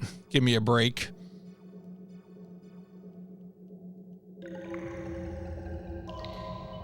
Oh, I thought it was like confirmed just like first Gundam adaptation stuff. I guess I wasn't sure. The alleged live action film. This is a creepy song.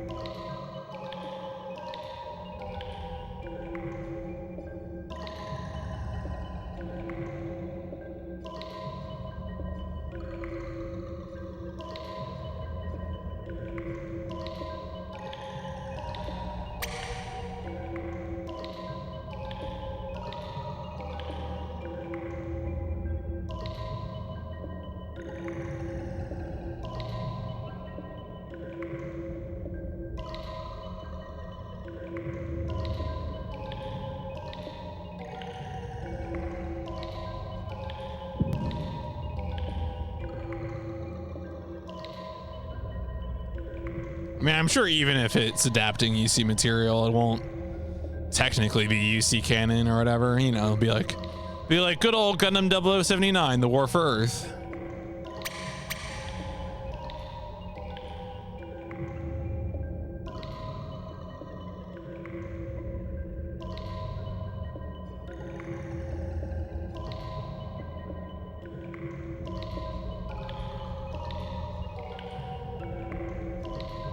No idea what it is. Oh, it's live action. I like that movie. Huh. Oh, there have been screenshots? I guess I remember that. That sounds right. I wasn't sure if that was like concept material, you know, or if there was actually any sort of photography being done.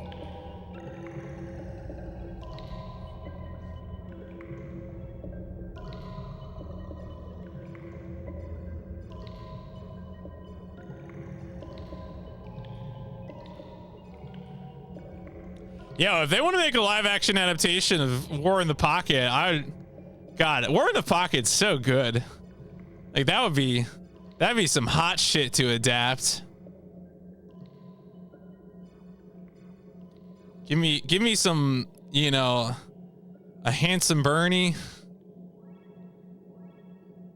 Give me some of that Christine. Give me like the dirtiest looking group of Xeon commandos you've ever seen in your life.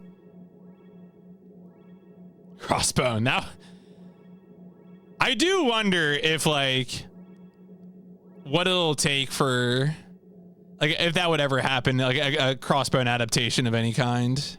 Yeah, give me a juicy burger. Let's reduce the hamburger. Yo, is that a big fish? That's a whale.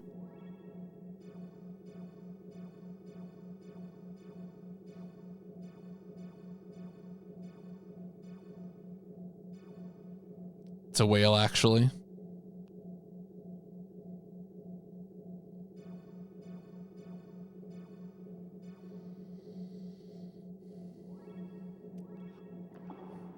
Yeah, Crossbone adaptation in video game form would be interesting.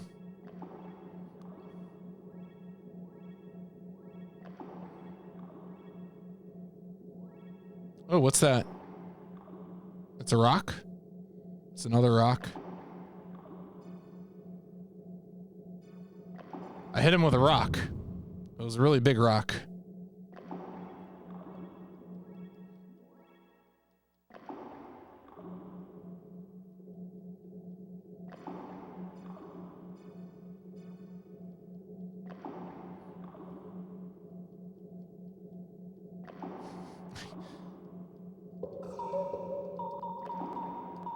I'll go talk to the rock. That's how long I've been down here. I'm just gonna talk to the rock.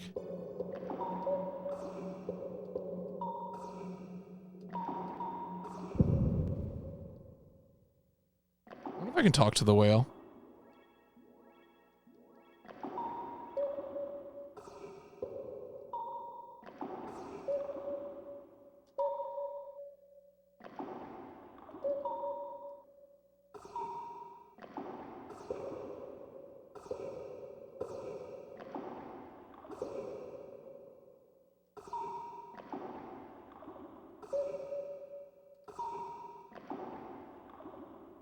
Hey, Will.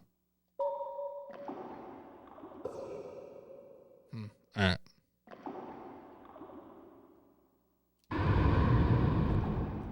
Go check on the reef. I don't know. We don't know how big the whale is supposed to be, really. It could be like a baby whale.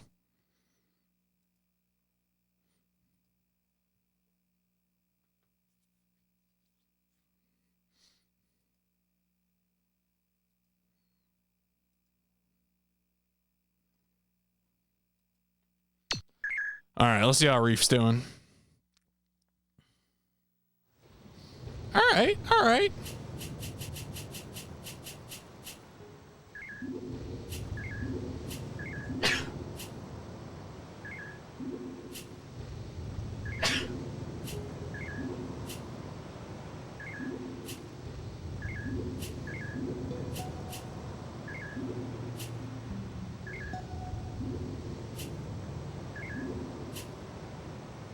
Thank you.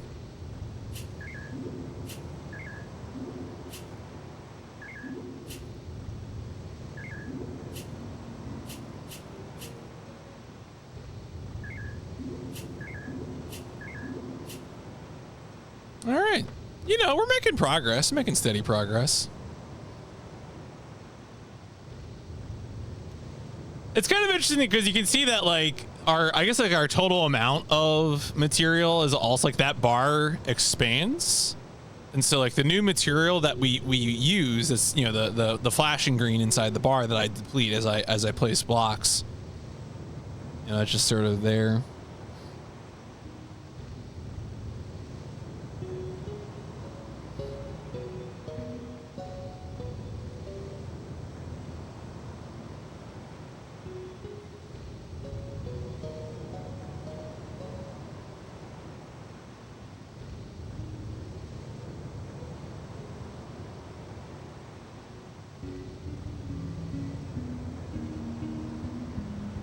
All right, well, let's keep at it. We got to keep exploring.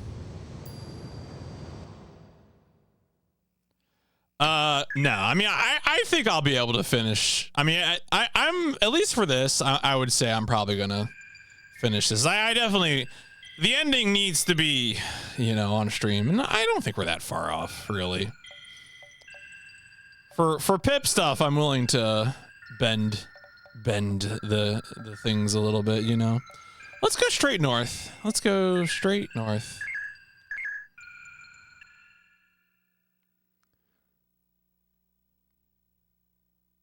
Looks like I got at least another hour and a half to work with. Yeah, we're doing it. What a world. What an Aquanaut's holiday. This is definitely an unconventional game. As intended. The goal, so there's two modes. You would have just seen the build reef mode. The building reef mode is the way which we'll achieve the ending, which is by filling up that red bar at the bottom of the screen, on the build reef screen. The other mode of gameplay is this, which is where we are exploring the ocean floor in our submarine, the Holiday. We can interact with fish by making these sounds. These are the shoulder buttons. Otherwise, we're just sort of going around. We can bump into fish too. But mostly it's just vibes. This is very much a vibes-based game. So, yeah. That's kind of what we're doing.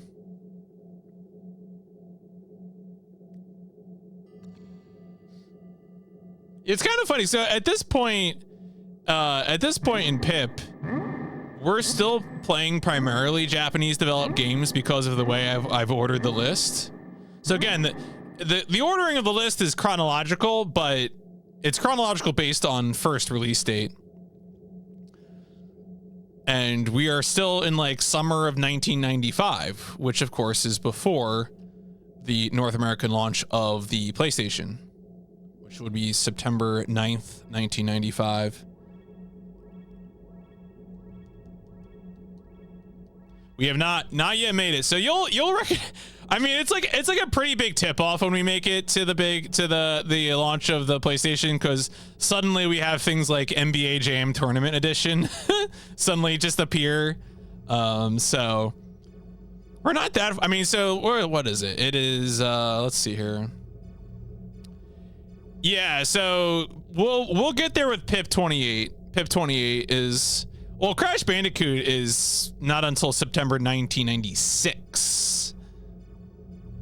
That is a year later. What did I use to gather the release date? So I had several resources that I would check off against each other. It was a combination of Moby Games, which I think Moby Games is the least reliable when it comes to dates, frankly. A lot of Moby Games release date information is kind of out there. I also used PSX Data Center. I also used GameFAQs and Wikipedia. So I deferred to GameFAQs, which actually has a very good database of release date information for games from all regions. PSX Data Center is also pretty good. That's a pretty good, although the PSX Data Center definitely has some bad dates, like you should still double check them. But yeah, so it was a combination of Moby Games, Wikipedia, GameFAQs, and PSX Data Center.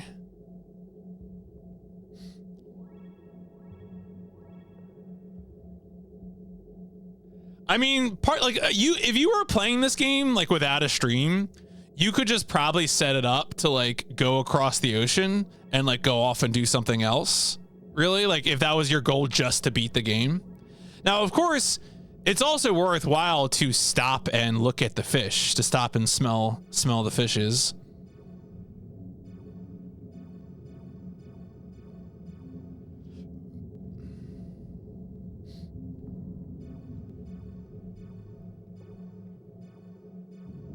Like, there's not even that much music. I think that, again, that's my biggest gripe with this game. Is just like, I thought there'd be more music.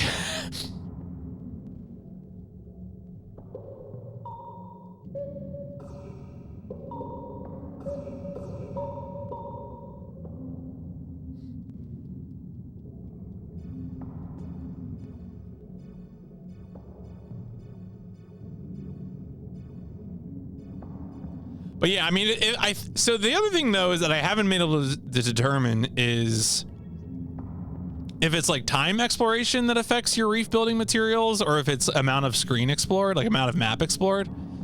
I really don't know.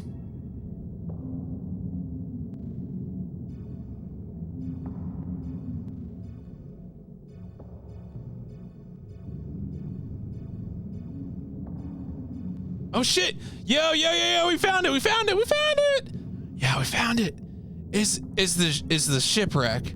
Oh yeah, look at this shit. Oh yeah. I had that idea thinking about it, like what would an Aquanaut's holiday speedrun be? And I think that's probably like the strategy is probably to just like have yourself go across the ocean somehow and like just be always ocean exploring. And to do all of that without even, you know, going to it. Cause like, I do think that like you achieve some sort of critical mass. Cause like, I think the strategy guide tells you that like the fish will bring more fish. So like there is like some critical mass building that goes on.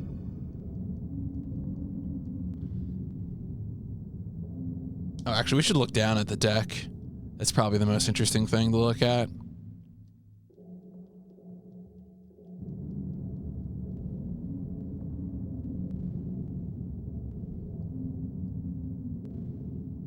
Oh, yeah. Oh, look, there's little stairs. Little steps. All right. Well, now that we did that, we've achieved a major objective.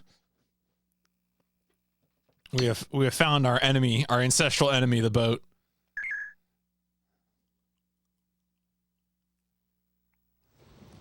Yeah, it hadn't been too long since I came down here, but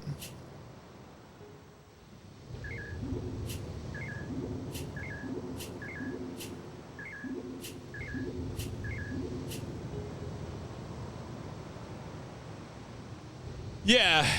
I'm very curious to see how Tale of the Sun is. And like also I feel like once I play Tale of the Sun, I might like Chaos Tour Doshin the Giant in or something just to have like the full Ida trilogy.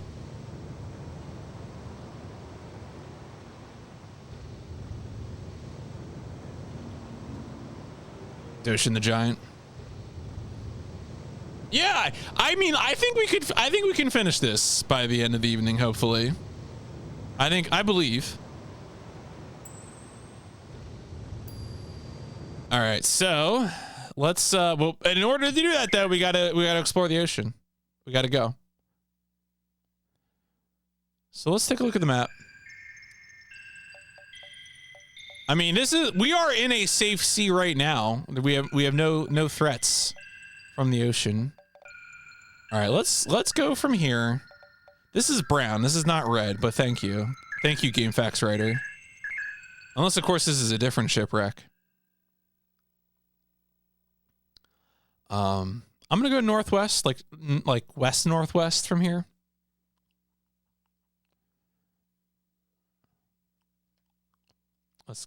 Let's get up and go. We're just gonna cover some water. Man, you know what I haven't done yet? I still need to go and get some Irish potatoes. Everyone here knows what Irish potatoes are, right? Have I done this shtick already to everyone in this stream? Oh, I am. You know, I've never really played a Tomb Raider a lot, but I'm absolutely so ready to play Tomb Raider 1 on the PlayStation. I need to get some Irish potatoes in my life.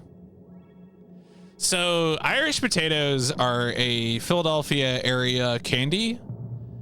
They're actually like, it's like a coconut buttercream candy covered with cinnamon. They are neither Irish nor potatoes. But it's like a common Philadelphia area thing. Like even like the Wawas around here have them. It's like a local chain brand. So like, you know, if you like coconut and like cream and shit, you'll probably like Irish potatoes and cinnamon, of course, but everyone likes cinnamon. But again, just like a funny bit, you know, it's like, oh, Irish potatoes, neither Irish nor potato. And it's like, you know, of course, it's something that shows up in stores in the weeks before St. Patrick's Day.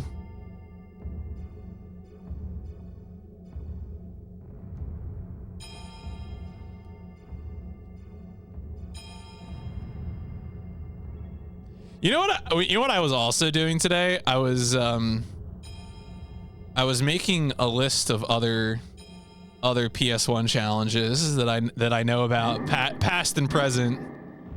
And one of the ones I found I was very concerned about because their like Rayman completion time was like 37 hours, and that just immediately caused me to start sweating buckets. I was like, no. Say it ain't so, brother. That was funny. It's interesting. There's a few people out there who've been playing the PlayStation for a while. They've gotten some pretty deep rosters. A few people who have like a few hundred PlayStation games under their belt.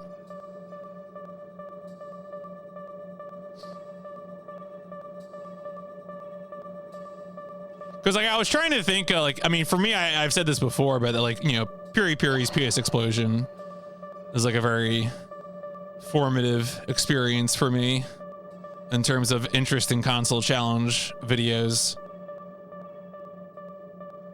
And then I also I found Tyrion's. That's the music. That's music. Can't you tell that's music? That's music, dog. That's new age music.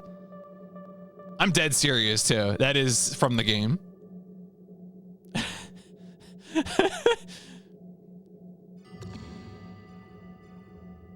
I found Tyrion's spreadsheet. It's still linked on Twitter, and the spreadsheet's still up. I think he like played like a handful of games in spring 2017, came back to it in like spring 2018, and played like another dozen, but never made it more than 18 games in. And like, to be fair, I don't blame him. Yeah, I would not describe that beeping as meditative music. I gotta be real honest with you. I would not use that music to meditate. I would use that music to torture.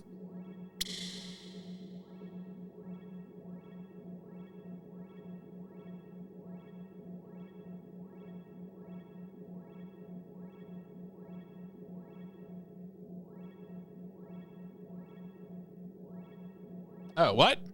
Oh, I'm actually at the top? Oh. Really?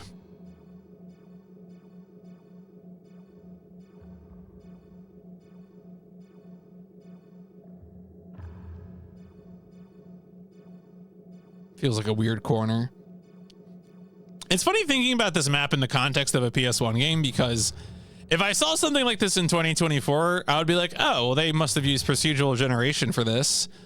But like, there's a real chance they just sort of like made this, you know, just like, all right, well, polygons. I mean, I don't know they probably had some sort of algorithm that they would have coded just to put this all together in 1995.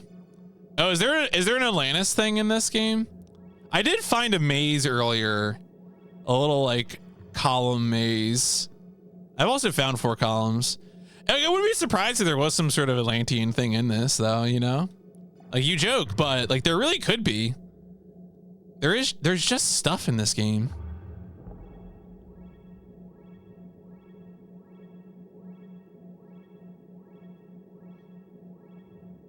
Back in those days, you paint a height map as a T picture and then the engine turn it into terrain. Oh yeah, that makes sense. Just apply the texture and like you have instructions for what texture to apply based on coordinates probably. You did 100%. Jesus Christ.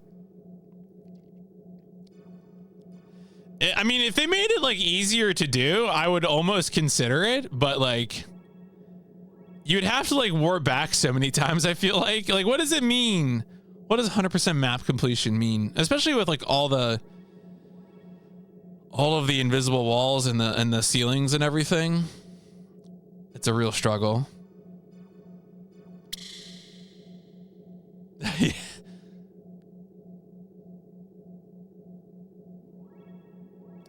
trying to think of when did the analog joystick controllers start getting used for games. I'll have to keep an eye out. No, I don't think I think this game would have been too early for like analog joystick, but it definitely is. I probably by like early 96. Like again, so the Japanese launch of this game is summer 95, and then it shows up like a year and a month later in North America. That's again why the cover above me is a regular jewel case cover as opposed to a long box cover. You will be seeing many more long box covers in this first year of PIP. Have no fear. The long boxes will be back shortly.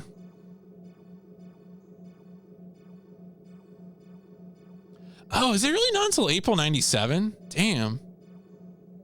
I really thought it would have been at least by like fall 96. Huh. Because I know like Ace Combat 2 supports it. Like original Air Combat did not, but like Ace Combat 2 does, for example. And there's a lot of other 97 games like Mech Warrior, the PS1 Mech Warrior 2 port, Mech Warrior Arcade Combat Edition. Yeah, Spyro's later on because we haven't even gotten to the first Insomniac Games title yet. I am so looking forward to streaming the first Insomniac Games title. I have played that off stream before, and I would love to share it on stream. Maybe even speedrun it. That's right, Disruptor. That's exactly right. It's a good time. Tobal 2. That game does have an English translation. We will be playing that. Also, shout out to the Bushido Blade. I want to get a true ending in Bushido Blade. I want to live that life. I'm going to look up the rules. I'm not going to like do it blind or anything, but we can make it happen. That game's short enough that I'm willing to fail a bunch to get to it.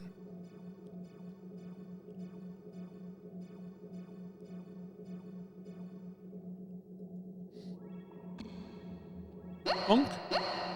The Eel Folk Blues. Yeah, no, Final Fantasy Tactics. I want to get Cloud. I want to do. What's the secret dungeon in that? It's like 7 floors or something. I want to do that shit. The Matsuno strategy games, Ogre Battle, Tactics Ogre, Deep Dungeon. Yeah, we're doing that shit. All of the Matsuno games, I want to get totally cracked playing those. Just totally out of my gourd. Generally, one of the things that I want to do with RPGs and PIP is I want to do side content so I can show off the side content. But also, part of the reason I want to do the side content is so I can get OP. Like it's not that like I want to show off how smart I am. I want to learn how to break the game and then show it so broken. Wild Arms is going to be super funny. I fully intend to abuse item duping in Wild Arms. I have zero shame. I'm going to dupe the duplicators. I don't know what that means, Gundam Goku, and I'm afraid, but I will consider it. I know you're Kappa facing, but also still though.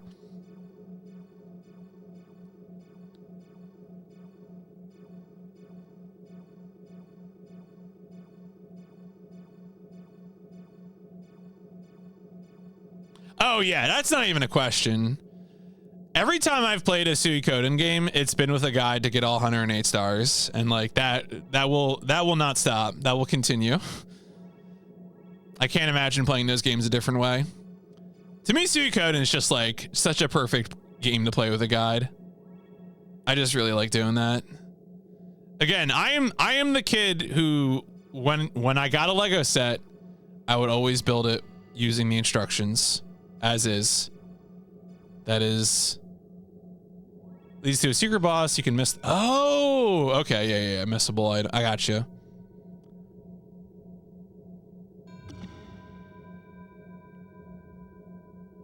But like, you know, part of this too is that like,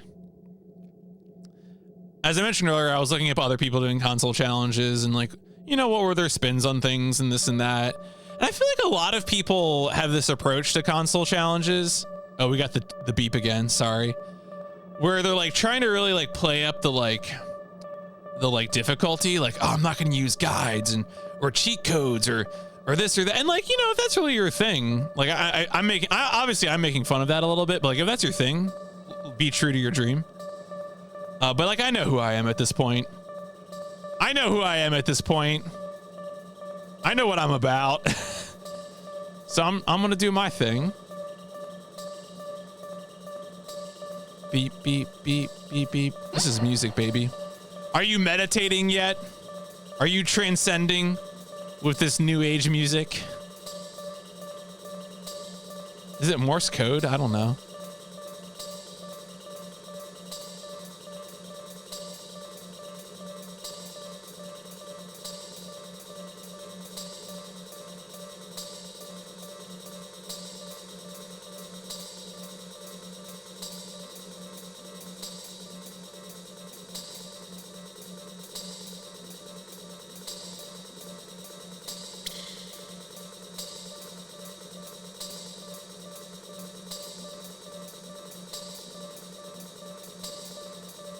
Get that whale.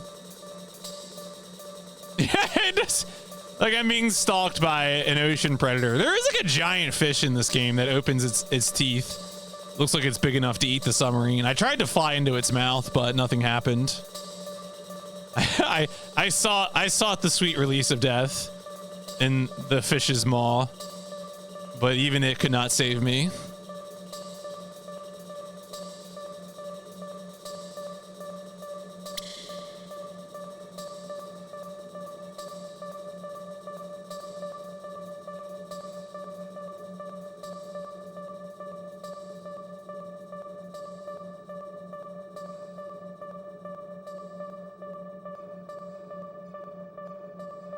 We got rid of the track. Now it's just the beeping.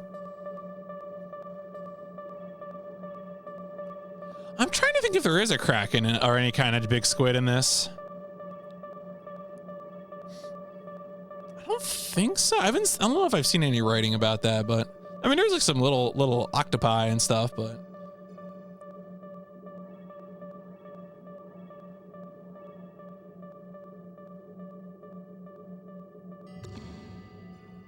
Oh, all right. Goodbye, BP. Let's go back to base.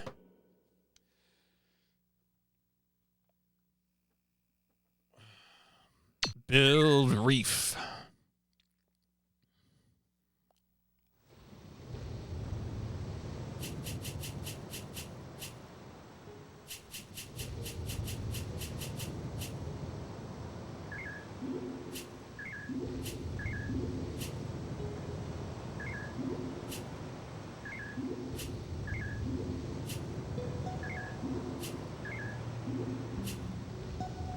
Oh my God. Hello. Yo. Saito behaved? Yeah, that's what I like to hear. Welcome, folks, to Aquanaut's Holiday. I don't know if you know what you're getting into, but it sure is. It's a video game.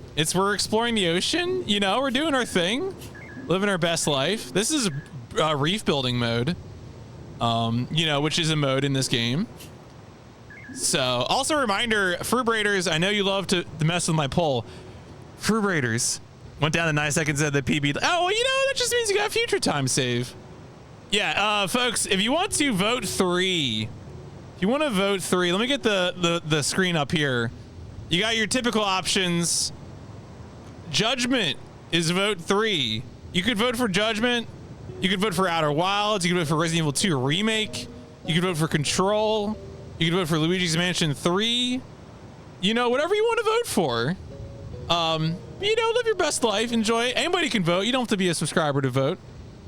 Wow. Tarot, why are you leaving your own sub game? What? Coca, is that okay? You know, just think about what you want to do. But yeah, welcome, Fruit Raiders. Welcome to the PlayStation Instrumentality Project. I am playing all PlayStation games in chronological order. This is Aquanaut's Holiday. This is an Artdink game, the same studio that made A-Train, Tale of the Sun, other fine products. And we're just exploring the ocean, mostly chatting. So if you have questions about the PlayStation Instrumentality Project, I'd be happy to answer those questions, because all I'm doing is just exploring this ocean. This is the most they let me see of the map. They don't really tell me anything else. I'm gonna go okay, maybe I can go like south from here. But yeah, we go out. We got our submarine is called the Holiday, and we use this to explore the ocean floor. But yeah, I was watching a little bit of the Yak Port run earlier. Man, did you know that there is a website for Balls Out Keto? Did you know that there's a website specifically about keto and needing to be balls out? I discovered this today when I was looking at the Discord of one tapioca. Yeah, wait, let me go get the link. Oh, there you go. Okay. Taps on it. Good old ballsoutketo.square.site. Everything you need to know about being balls out.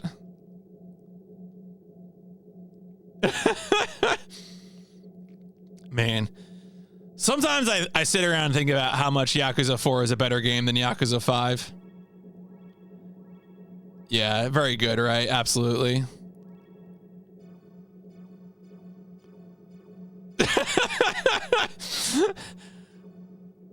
Oh, look, I'm just trying to speak.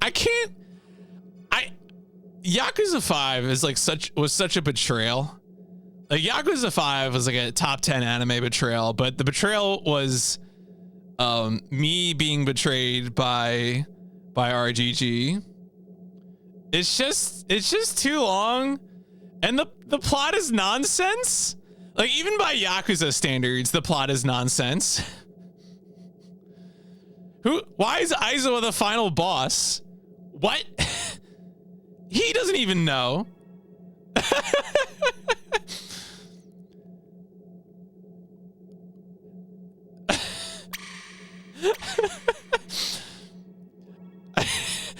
I mean, Kingdom Hearts is good and it only gets better. Haters will never ever. I mean, look, why speedrun Yakuza 5 when you could speedrun Shenmue? You know who had a really funny, Jackson had a really funny tweet today about not vibing with FF7 Rebirth's gameplay, and how Jackson wishes every Square Enix action RPG was just Kingdom Hearts 2. I think, yeah, Fruit, you were streaming Rebirth the other day, right? I think I was watching you play a lot of Rebirth the other day. Seemed pretty good. You know, like I continue to really, really enjoy the FF7R presentation. Yeah, it just seems like a good time. I don't know. Right, yeah, they got a lot more room to, like, they can expand the things they want to expand, so. Yeah, I really, really did not mesh with FF7. Like, here's the thing, FF7 Remake's gameplay I thought was garbage tier, but I really, really liked the presentation of the game, so, you know, not that I have any plans on buying a PS5 soon, but My numbers were terrible. Yeah, I mean, look, when you're streaming with a market, so to speak, I certainly understand that. Nothing but respect. Right, exactly. No, that's, look. You got decisions to make, important decisions. Sometimes you got to do that. Right. Yeah. I mean, I feel like that's the biggest problem with like big new releases is that, like, I guess like there's always bigger fish, right? Like, you know, because even I'll sometimes think about that, like, oh, I'll stream Armored Core 6 when it comes out, you know, and that'll be bigger numbers. But like, no, there's bigger fish, right? There's so many bigger streamers. I might have like a few more people watching because they know like I'm an Armored Core guy, but at the end of the day, the like massive audience of people is gonna go. I think did I unintentionally make did I make a core audience pun? Right, yeah. Like if it's purely in your wheelhouse, then yeah, that'll work out. But if it's like broadly popular, there's always shit. The fish thing. No, that was not intentional. I'm just always thinking about Liam Neeson in Star Wars Episode 1, The Phantom Menace, talking about how there's always a bigger fish.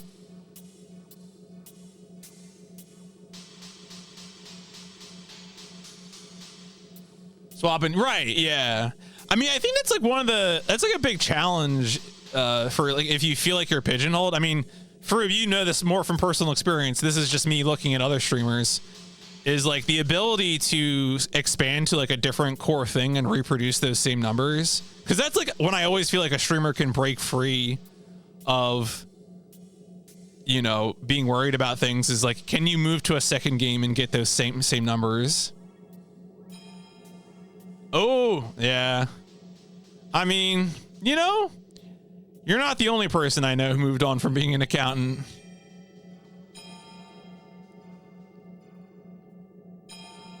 Better number streaming, but I mean, there you go. Look, people love 14. That's one of the things that's like hard. Like, I feel like for me, like I know I can never be happy streaming the same game for an extended period of time. So like, I don't even try. I could never do it. I could never live that life. Tiles. Yeah, I mean, that's super convenient, right? Because I mean, especially, I imagine what's also been nice is that, you know, your bread and butter series has started diversifying its genres, which is like, God, what a blessing. Oh, it's not just going to be always the same thing. Oh, yeah. Deadly Premonition kind of makes sense. That kind of makes sense. You know, it's a quirky, narrative-driven game with like sort of action gameplay, but like that's really secondary. I could see that. I could see that. And also the other thing too is that like Deadly Premonition, you're not probably competing with a huge audience for that. Oh, there's new Out of Bounds in Deadly Premonition? Damn. Skip to the end of the game, soft block, so we... Okay, so it's not quite skipping all the way to the end, but you are able to skip some stuff. That's pretty good. Honestly, that's, you know... I mean, I assume the run is still hours long, but... I mean, that's pretty exciting if you're getting major skips. Sub 3? Okay, that's pretty good. That's pretty good.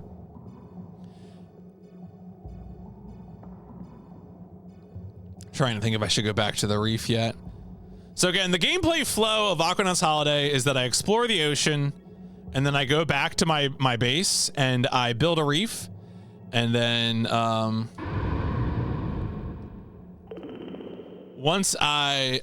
Oh, did a Keon find stuff? Damn, what a real glitch hunter. Learn new stuff, maybe submit HDQ.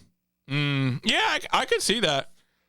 I've been having so much fun playing stupid PlayStation games. I've been like behind on my speedrun goals, which is mostly just like touch up some of my my strange scaffold runs, like dog ear. I keep thinking about like if I want to do like actually route out full Pokedex or full Pupper Dex for Dog Airport. Submittable was R4. Dead Souls. Man. When are we gonna, dear RGG, just release Dead Souls again. Release it on a platform where it'll run at a smooth frame rate. It'll be great.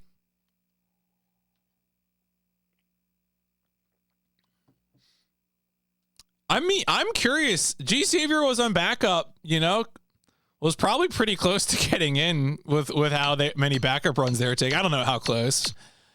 But I'm definitely going to be submitting it again for sure. Especially now too, where I also, you know, I was able to PB again after AGDQ. Very happy. I think I got like, I did get it like sub 24 or sub 25. Anyway, it was good. Oh yeah, 20 for the video game. Look, it's probably not going to have an audience. let's be real. Yeah. as much as that, you know. I mean, I should go back to 24 because what was it? I think it was Aquatic who came along and got it like sub 2. So, there is definitely more stuff in that run than there was like after. Like my first run was like barely sub 4, but Aquatic really came along and found a lot of stuff, which is exciting.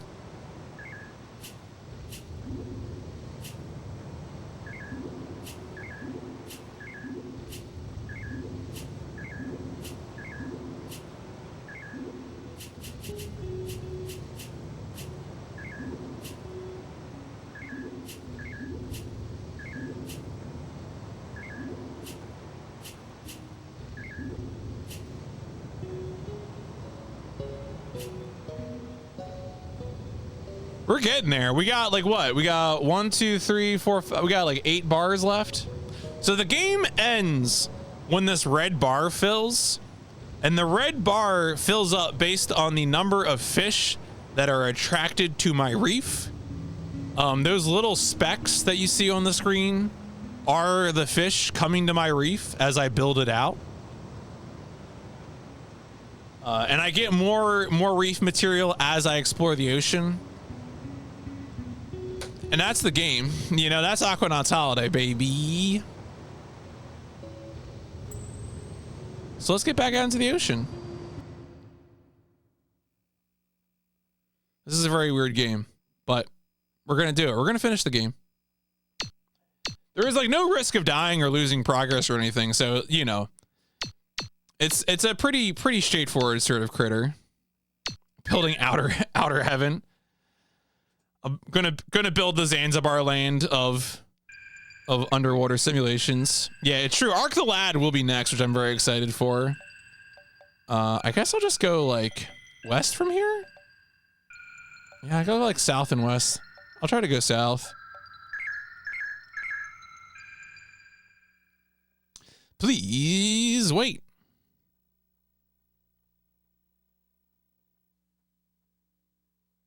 Yeah, let's go west.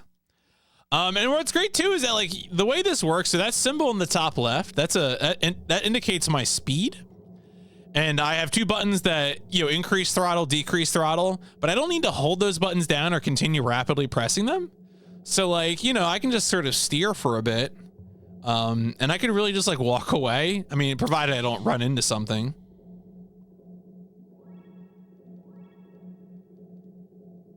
It is a counterclockwise circling if I'm going forward, and it is a clockwise cycling if I'm going backwards. I don't think that makes sense at all, but I didn't make Aquanaut's Holiday for the PlayStation 1. Yeah, Arc the Lad is definitely on my list of PS1 RPGs that I have not played and am excited to finally get into. What's interesting too is that Arc the Lad, you know, of course you have, the localization is working designs, which is, you know, good and bad. And then but it's primarily a Gcraft game, which of course Gcraft was a co-developer on Front Mission, on the original Front Mission. I think Gcraft wasn't involved in later Front Mission titles, but they were involved for that first Front Mission. Of course, they went on to make the Arc the Lad games. I forget what else they did, but certainly very interested to see what this is, because Arc the Lad also just has an interesting history, because it's like Arc the Lad is one of the top selling like early PlayStation games. It's like a top 10 seller in like 1995. And that's just based on Japanese sales, right? Because I think Arc the Lad was supposed to release maybe in North America in like late 96, and then it was canceled for whatever reason. And then it wasn't until like 2002 or something that Arc the Lad collection finally gets released. Oh, yeah, it's a whale. Whale.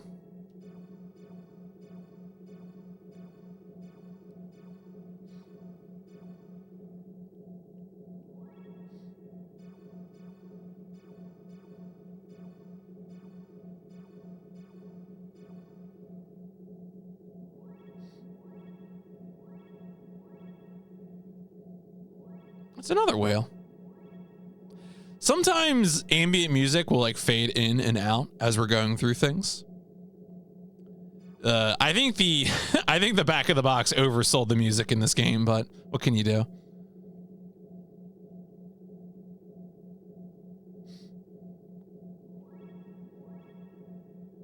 Bonk. Yeah, you can talk to fish. Oh, hey, buddy. Went through a rip of the game tracks. See, I imagine somewhere on the map there are, like, also the other thing too is I think the music is like positionally based, so it will like, you know, gradually arrive, so to speak, and then leave you as you pass by it, which can be sort of a neat effect. But if your goal is just to jam out, it can leave you wanting.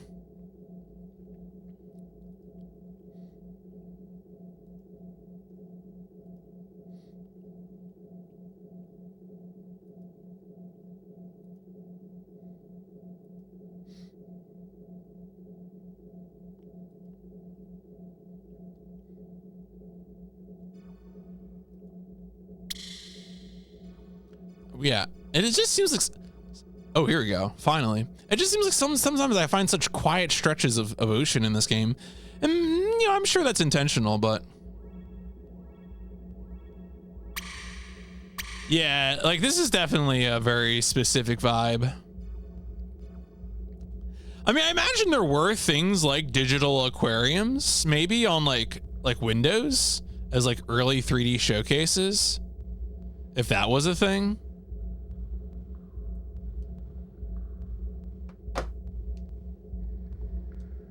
Because this is a little bit like that, you know.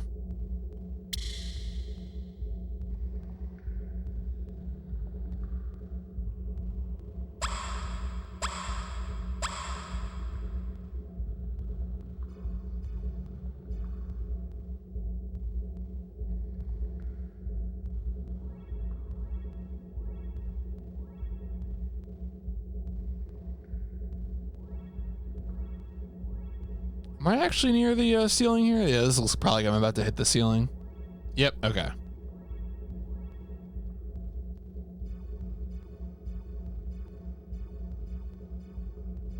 I feel like there's probably a few things. Like I've definitely, most of the things I remember reading about, I've seen the sphere within the sphere, the footprints, the maze, the columns, the big fish, the ship. I feel like I've seen those things all at this point, so I'm not sure what else there is.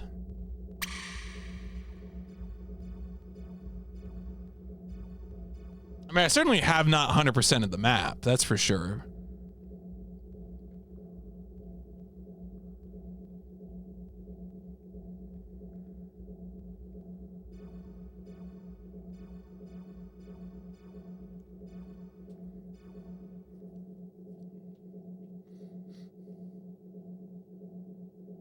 It's just me in the ocean. I've definitely been thinking a lot about Ocean Gate while playing this, though. More than I have for some time.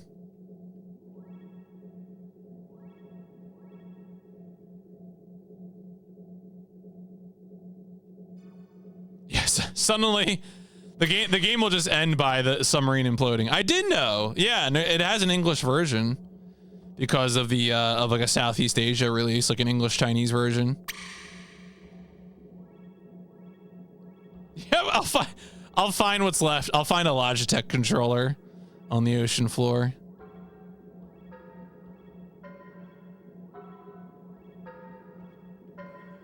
It's the only thing that survived.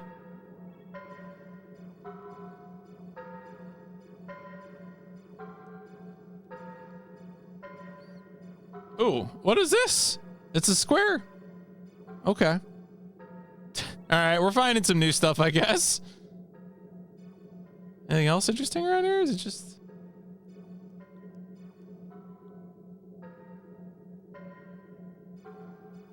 pull up, pull up. Bam.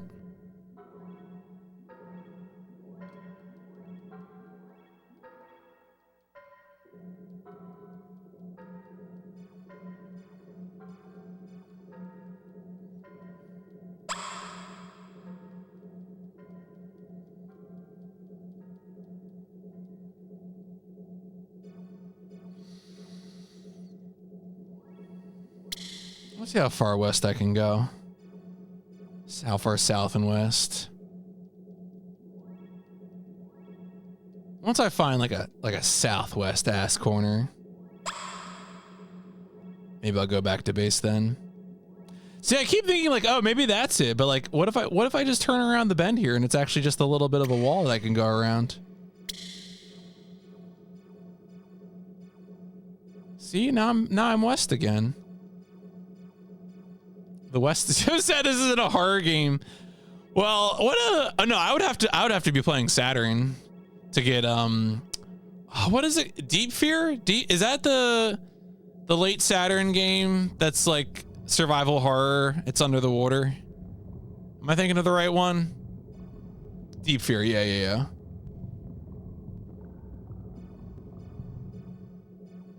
The last Sega Europe PAL release.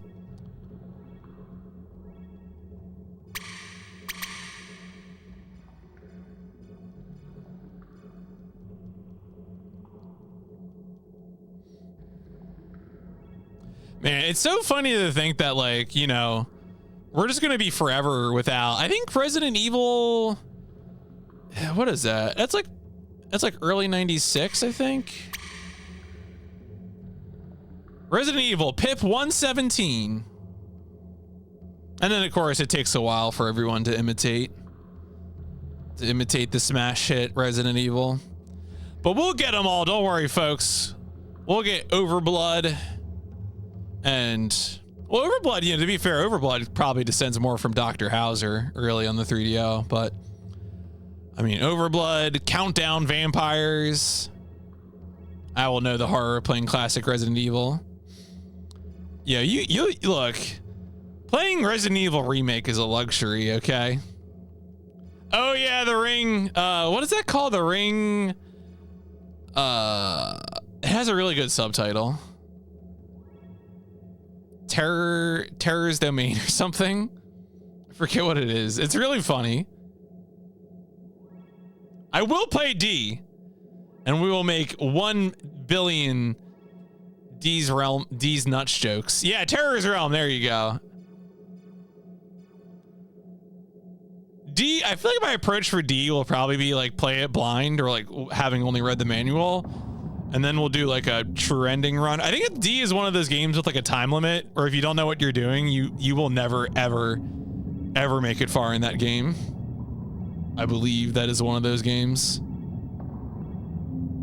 One of D's games. Yeah, which, like, as I said, I do plan to spend a little bit of time playing it blind. Like, if there are deaths in an adventure game, then the deaths are absolutely a part of the content. I don't think there's any sort of expectation that you would be first trying everything. The death is content.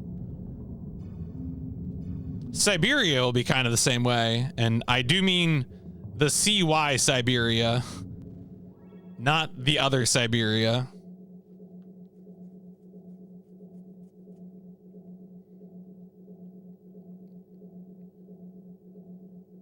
Enemy Zero. Every time I read about Enemy Zero, it's very spooky. Oh, hey, it's the columns. Well, okay, so the other Siberia, I believe, has a PAL exclusive PS2 release. So it is actually in PIP, but that's, of course, a long time away.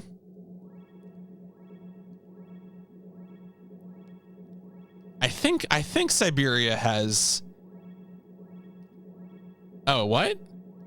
I'm hitting the ceiling?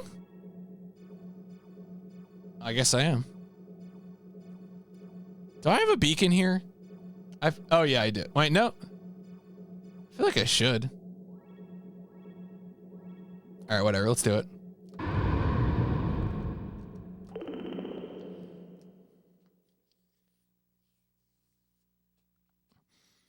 Man, there's a lot of games on the Xbox. I'm sure you think about this sometimes, Tap.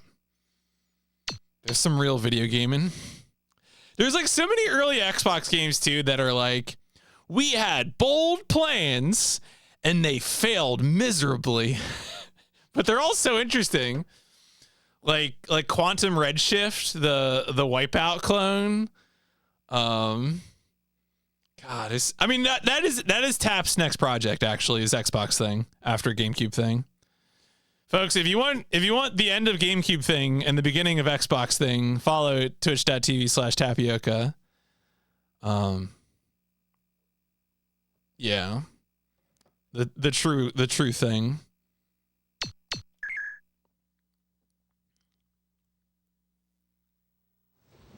Yo, look at that. We got 6 bars left, and I got a lot of reef to build. Let's drop some reef.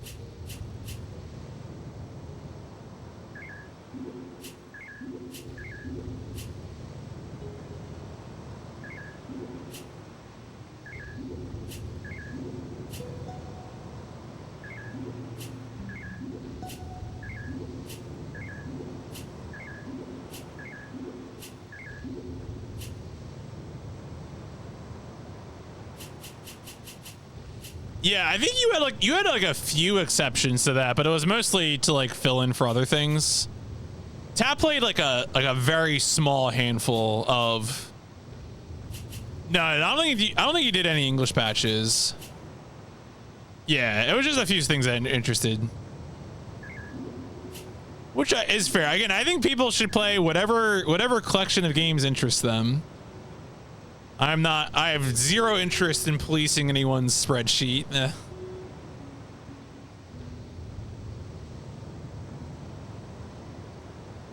I gotta tell you, I really don't think Tap would enjoy Super Robot Wars. Tap is not much of a strategy RPG guy. I hope you don't mind me saying that. I don't think that's really your thing. I'm very curious to see how the Xbox strategy games. And yeah, like a few shmups. You played the like licensed Smash fighting game clone thing, right? Well, that was one of your JP exclusives that you played. I forget the name of that game, but oh yeah, yeah, some real uncivilized stuff. There's probably some like Pacific Theater of Operations games on Xbox or something stupid like that.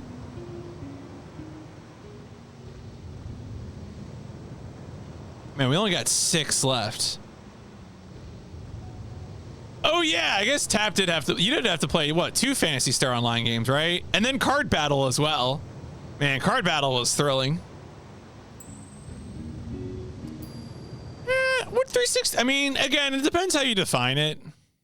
But yeah, 1 and 2, and then Card Revolution. Excuse me. It's not merely Battle, comrade. It was Revolution. Oh, the art live. Yeah, I mean, you know, I feel like a lot of those games would probably be pretty short. And also some of them are just straight ports of like older console games, and you might even just leave those out. Yeah, I'm kind of curious actually. 'Cause it feels like so many of those are retro focused, you know? Like, I guess, isn't there someone doing Wii though? There's definitely someone doing Wii. Like the fake 7th gen console, the Nintendo Wii.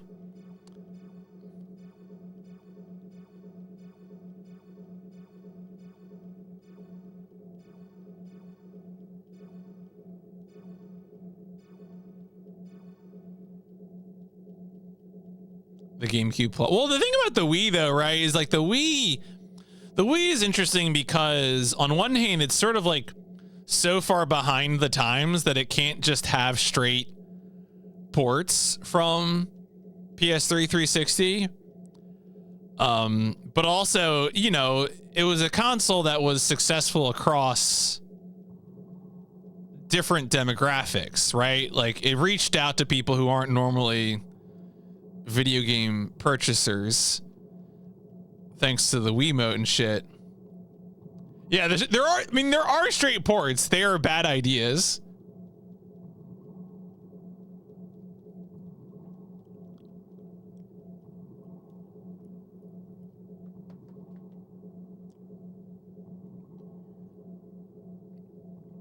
I gotta say, thanks to Froob's Raid, this is like probably the biggest numbers the Aquanauts holiday directory has seen in years. Yeah, I am curious to see what the what the sequel to the Switch will be. Oh yeah, Wii Soccer Wars. So long, my love. I mean, you end up with a lot of releases that are like Wii and PlayStation 2, right? Like games that split across those platforms. Oh yeah, shout outs to Cam for saying my father's Xbox 360, something which I am still bullying him about.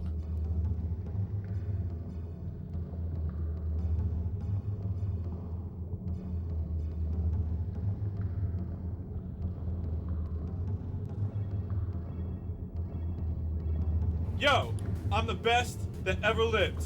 Put me in. Skew that average. Yeah, thank you, Frank, for the 69 months.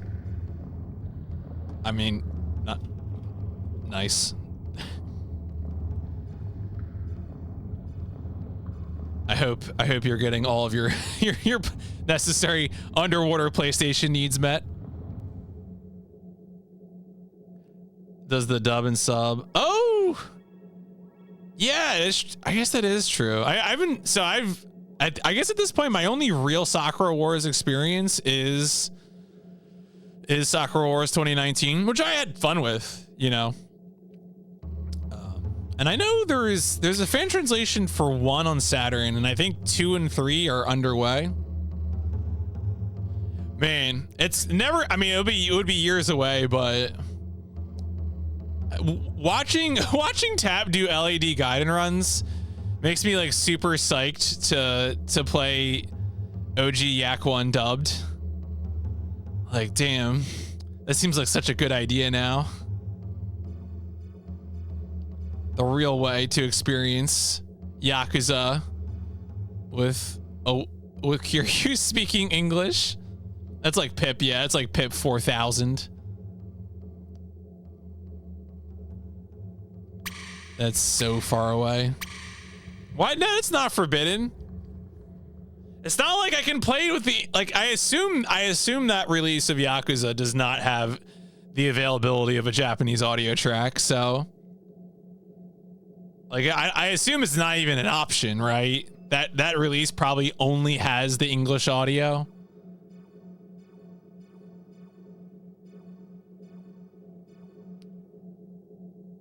A JP audio. Oh my god.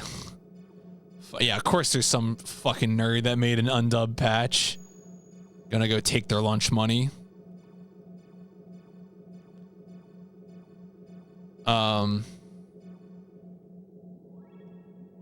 Oh yeah, so Ev, a while back I streamed Fist of the North Star Lost Paradise.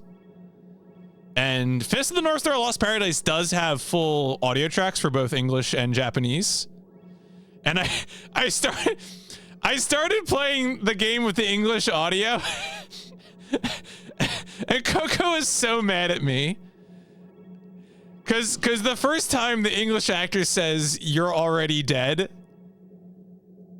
Coco is like, stop that right now. Restart the game. I mean, here's the thing. Translation is a nuanced subject.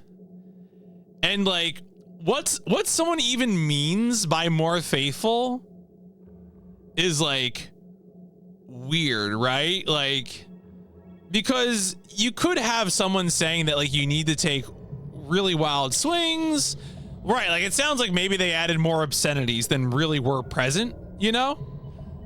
Because sometimes when you do a translation, you are concerned about your target audience and, you know, how you're going to make it appeal to them. Because you could probably look at the character of Kiryu and say, maybe Kiryu wouldn't actually say fuck that much.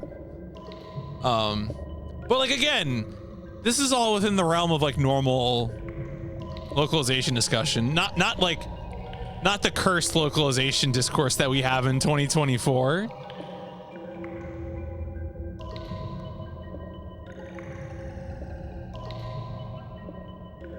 Sometimes you see a rice ball and you just call it a donut.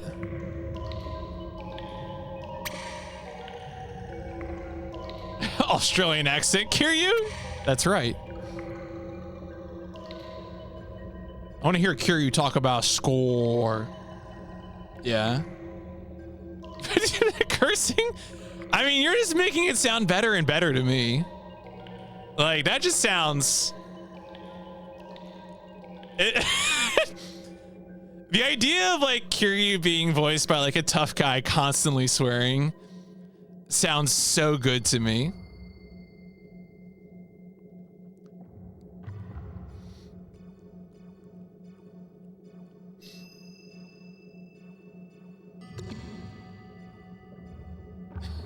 It almost makes you want to do like a joke dub of like a later Yakuza game that doesn't have an English dub. And then, yeah, like exactly like Yakuza 0. Just like Kiryu sees that woman doing the beast style in the streets and he just goes, fuck, that's rad. Like, oh, damn, that's that's pretty good for Date. Oh, Gunnerbreaker 4 is gonna have English V. That's really good. Also, I really like the idea of Majima Mark Hamill. And like Mark Hamill has no memory of this, which I mean, not surprising. He's a prolific voice actor. Oh.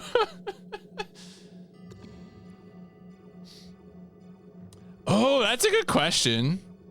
I mean, that's like one of those things too. Like, you know how in anime it's common to represent the Osakan dialect by doing like a southern accent? Is there like an equivalent of that for doing like a New Jersey, like Brooklyn accent? Kiryu, hey, I'm walking over here. Oh yeah, the Polly Walnuts Kiryu voice.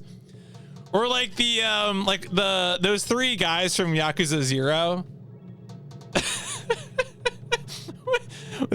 Those guys like would all have voices. What is Joe? Yeah, the Joey Wheeler. Oh my goodness. Sounds good to me. I'm just going across this map. Oh, hey, it's those rocks again. They sound like... That's a great story, Archie. Wait, is Christopher Walken in Dune 2? Is that real? Whenever I think about Dune, I think about that video that someone made where they put the Whopper Whopper Whopper Hamburger Whopper song over the Sauerkraut. Oh my God, does he really play the Emperor? Oh shit, I might have to go see that movie. What? It's not a spoiler. It's a castings decision. Get out of here, spoilers. Jesus Christ. I watched the trailer for the movie. That's a spoiler. No. If it's in the marketing of the film, it's not a spoiler. Get out. No, the marketing can't be spoilery. It's definitional. I've read Dune. I know there's an emperor. But he could be. Yeah. Whatever. Oh my God. No. Like, I don't like, look, no.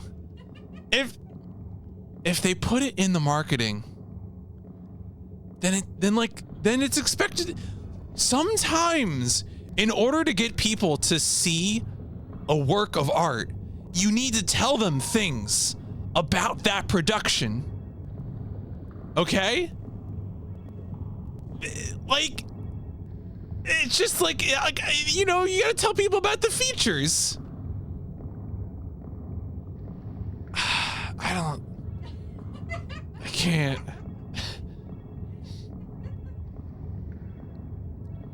Music video for Fat Boys.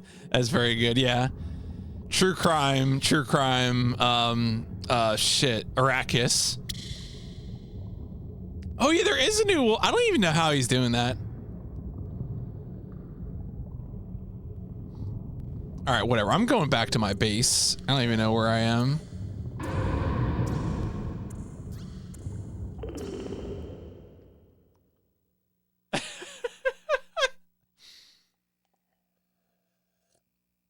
The trailer for The Empire Strikes Back, just one of these men is Luke's father. And it just shows you like every male character in the film, including Yoda.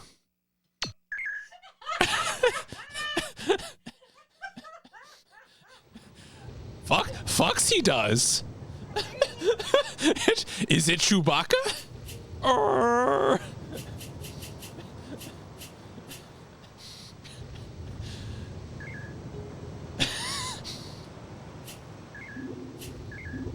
It's Jabba. I mean, look. You know. Maybe they're related. I don't know. Yeah, we got 4 bars left. We are not going to sleep until this bar is full.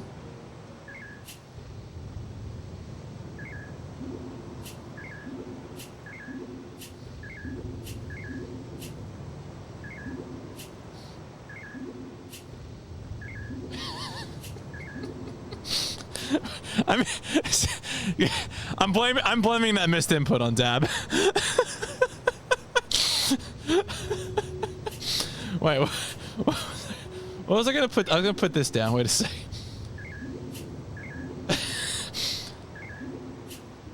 Oh, absolutely. No, it's 100% Obi-Wan. Obi-Wan as the real dad is so much better. And that's like why Anakin's so mad. That's like one of the best fan theories around. The father is actually. All right.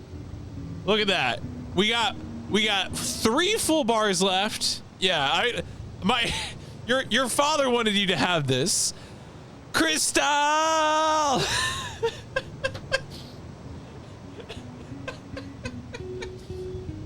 God, those commercials are so good. Yeah, pinned message.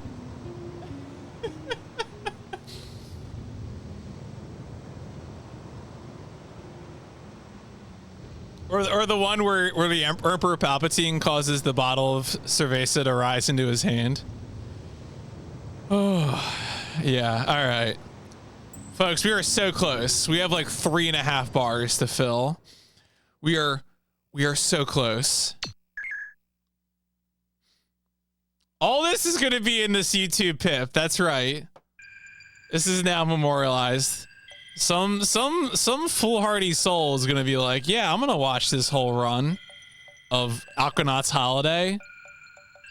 And it's gonna be just the biggest shit post. But like, what isn't shit posting the true spirit of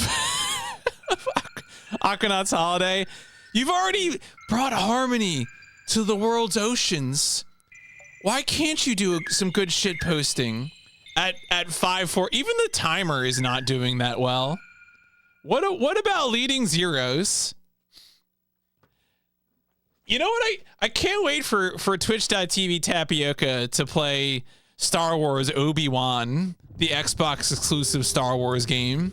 That's going to be a good time. Reefing, griefing, it's all the same to me. Can you do I need to retell the story about me spoiling The Sixth Sense accidentally? Because that's like, I don't know if I'm ever going to outdo that one when it comes to spoiling media for other people. Okay. Spoilers for The Sixth Sense. So it's like 2008, 2009? Tell me about, oh, is that true? Did they spoil Sixth Sense and JoJo? That's wonderful. So it is the year 2009, and I am sitting around on my college dormitory watching a friend play the Mercenaries mode of Resident Evil 4 or 5. I think it was 5. I think it was Resident Evil 5 Mercenaries mode. Oh, he put it before it came out and said, oh shit.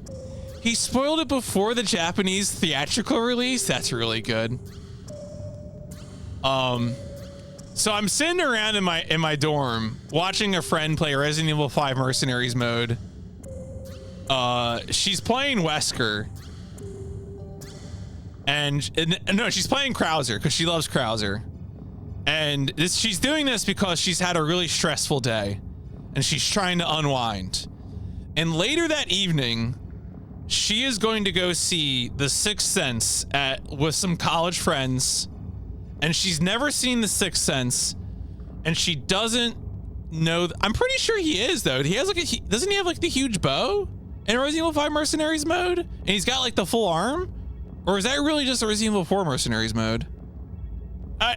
Anyway, it's some Mercenaries mode. I'm like, there's got to be a Resident Evil expert in here who can answer that. He's definitely in RE4 mercenary mode. Is it also 6? Anyway, some mercenary mode. I don't think this detail is important. The point is, she's trying to relax, and she's never seen The Sixth Sense, and she was going to watch it that night. Okay, she doesn't know the twist, and I'm sitting there, and I don't know this. I don't know that she's going to go see this film and that she doesn't know the twist. At that time, another person who is living in our college suite walks in and he says, man, I just got back from health services. I've been feeling like I've been having a heart attack for the past 2 days.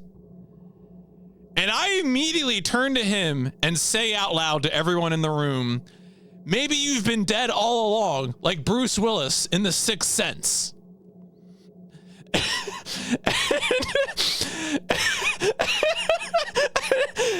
and she fucking spikes her controller on the floor. Like, I was gonna watch that film tonight. I didn't know the spoiler, and I was gonna see it tonight, and I've avoided the spoiler for like 10 years. And you just blurted it out. And like, I didn't know that you were going to see it tonight. How was I supposed to know that? So, you know, sometimes God just sends you to spoil a piece of media for someone else. And maybe that's just the intended plan. I mean, maybe that's just how it goes. You don't know.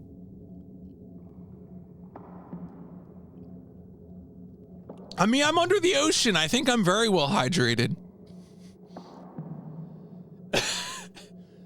Right? I mean, you know, It's amazing, right? Because I feel like it's been parodied so many times. M. Night Shyamalan has kind of become synonymous with, ridiculous twists. So, but yeah, that was a good time. Good story. Also, Iraqi spoiling The Sixth Sense for people is really funny.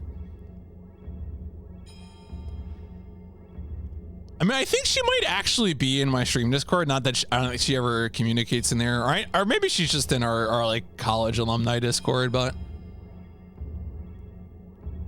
making fun of signs. I was like, no thanks. I don't need that shit, that bullshit. Get that out of here.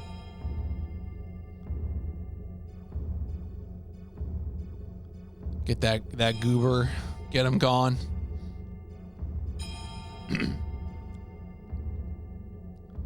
I don't know. I definitely, lived a few toxic moments.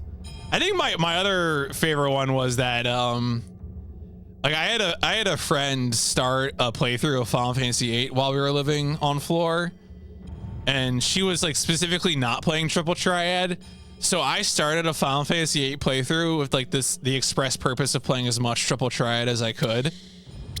And then that in turn like drove all of the musicians on floor insane, because if you know the song that plays while Triple Triad plays, it's like the most blue ball. It's like a blues, but it takes forever to get started. Yeah, Shuffle and Boogie. It's a good song, but like the song starts fresh every time you start another round of Triple Triad, and the opening of the song sits on like the one chord forever before it actually goes into like the 12-bar blues. Or like I forget how many bars the progression is in Shuffle and Boogie, but like like I would just have my one friend who plays like a lot of blues just like leave, like, no, I can't deal with this anymore. They need to fucking get off this one chord. Start the song. Play the head, goddammit. Just like this song. Yeah, speaking of the most banger song in Aquanaut's Holiday. Whatever that was. Yeah. I mean, the floor that I lived on in college was involved. There was a lot of people involved in music. I mean, I was involved in music a bit myself. Like I did a lot of musical stuff in college. Pretty much everything I did outside of my electrical engineering major was music related, which was good. Was the right way to live your life. That would be a really funny, like, FF8 randomizer, but the only thing that's randomized is the song that starts when you play Triple Triad. All right, let's go back to base.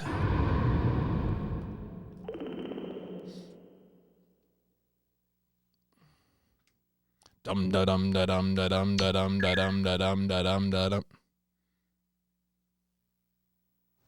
Yo, 1 bar? Just 1 bar?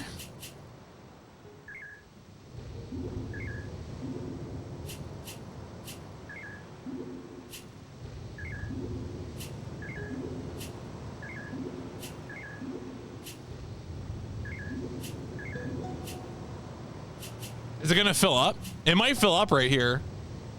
Let's see if it starts filling.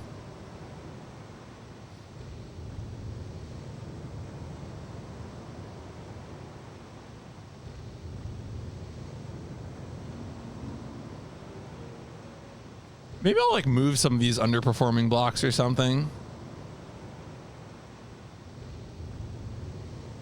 It's so close. Like I would 100% watch this bar fill if it's gonna start filling. Let me like grab some of these blocks or something.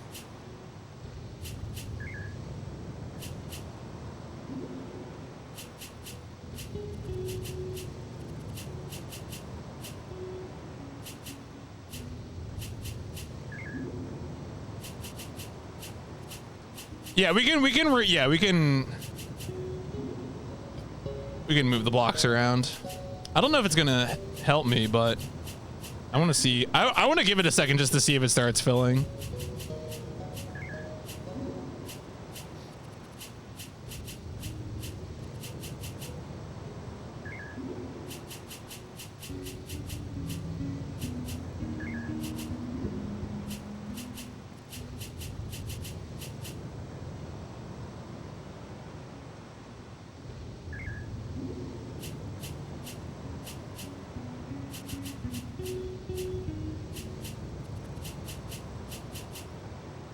Don't tease me like this.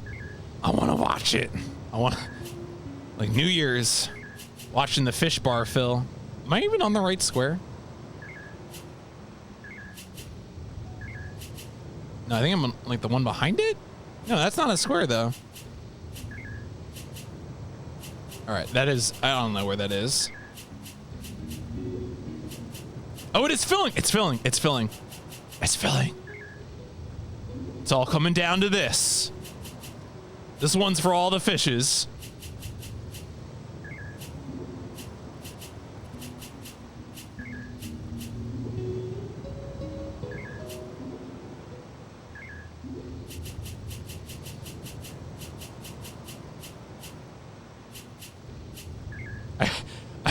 This is probably gonna be like the most underwhelming ending, but I'm embracing it anyway. I have no fear.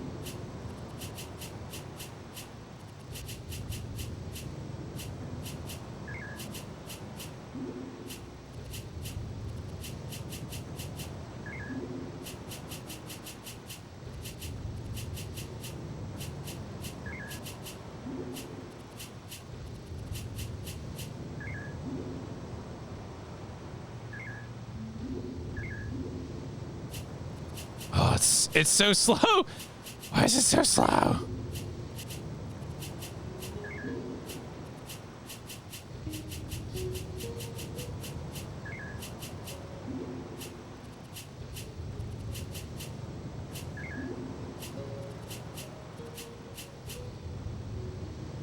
Where is, oh, this is all the way at the top.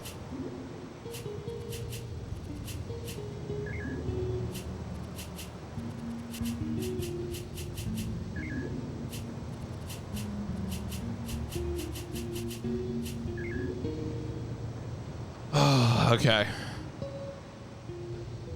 How committed am I to this bit? It's moving so slowly.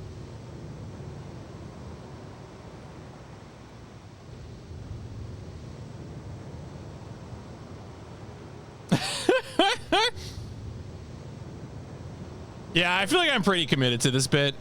Maybe I'll try to see if I can move some of these other ones around.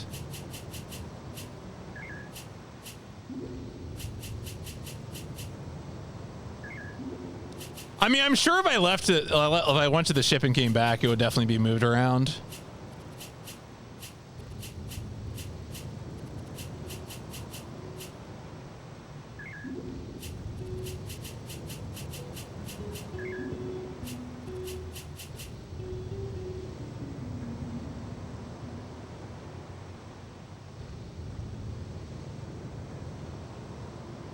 I'm just really curious if, like, will it end if I'm sitting on the screen when it fills up? I mean, the worst case scenario here, right, is that, like, it can't fill up like this. That would be the funniest. It refuses. The future refused the fish.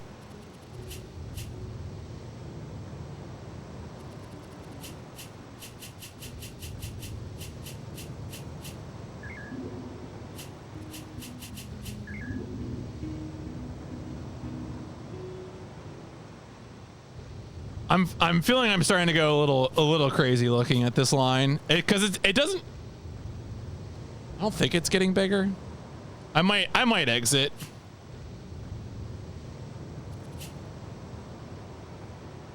All right, one last journey across the ocean floor. We don't even have to go that long. Just a little bit. Just a wee bit of ocean.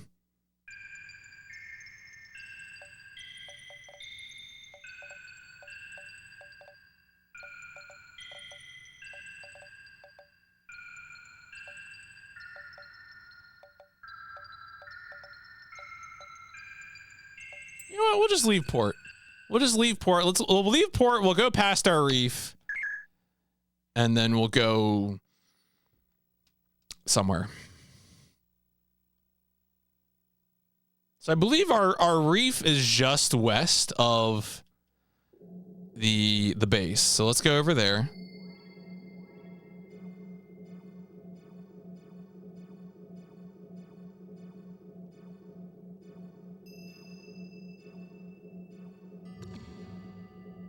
Yeah, here it is.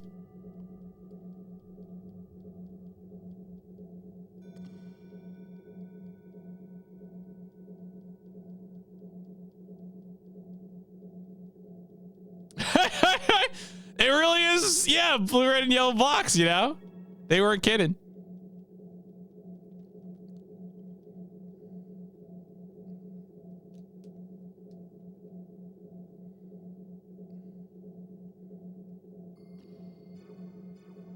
No. This game is quite literal.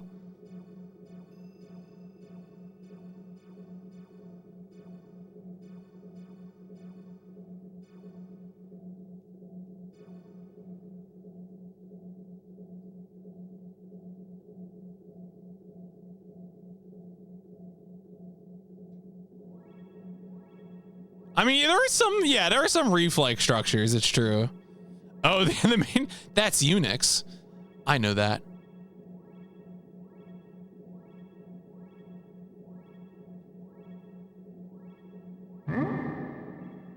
Uh-huh.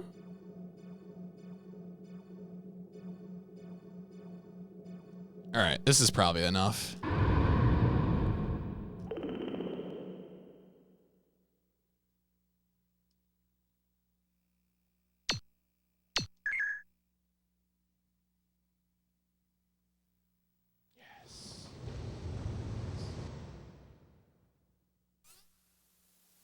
Congratulations, your efforts are rewarded and the sea is filled with life. Oh, the creatures in the sea like you. They will always be here and you can always come back. Present game will be offered thanks to players who've enjoyed Aquanaut's holiday. Please enjoy. A present game? Congratulations. Congratulations. Aquanaut staff. There you go.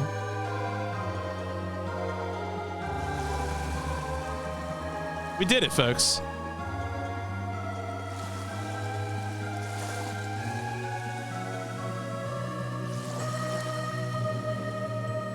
Thanks.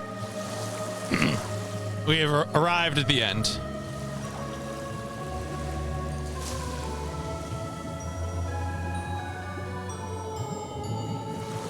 And all good others.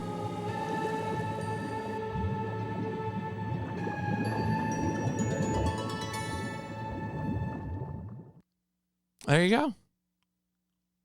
Time to get back to work. Oh, that was credits, so I can stop this guy. Boop. Yeah, that sounds about right.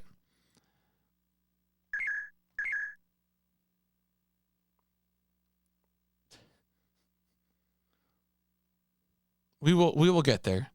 I mean, maybe someone will release a translation for one of the PS1 games. Who knows? Let's briefly check out this. So if I go system quit, and is the present game here? Did you have an enjoyable time?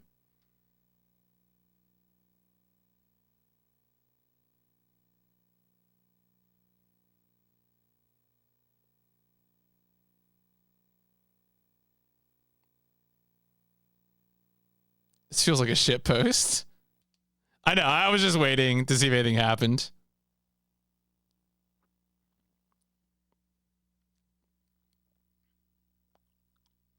All right, so let's see if we have the access to the present game here.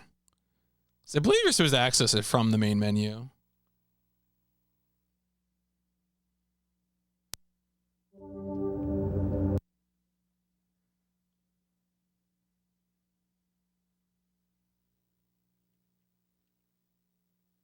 There we go.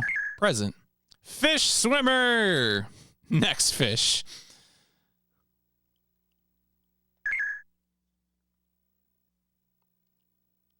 Now the real holiday begins.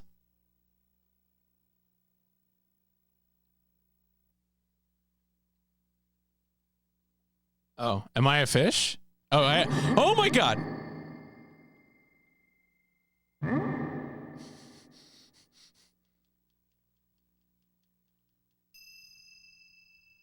Can I go to my reef?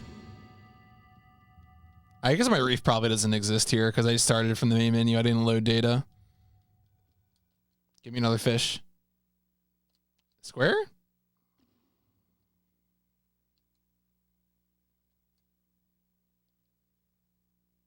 Oh, all right. Triangle is next fish.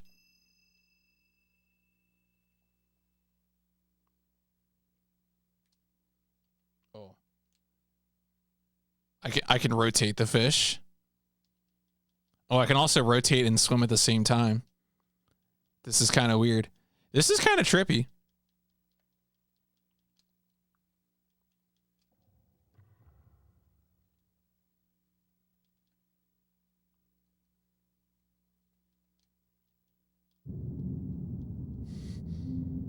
You move really fast as a fish, like a fish in water. Is this Fast and Furious 2? Tokyo Drift?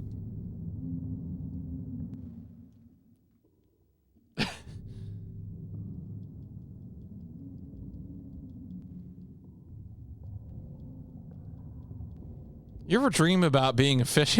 There's like a Brad Neely video like that. Like, I woke up in a car, Tokyo drifting everywhere. Do you even know what a Stallone cut is, little man?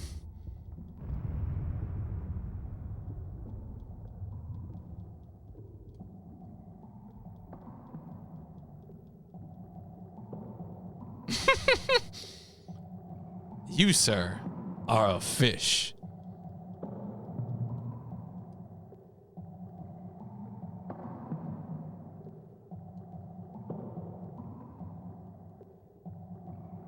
All right. Well, I think that might be about it for this. We can continue cycling through fish here, but oh, it's a dolphin.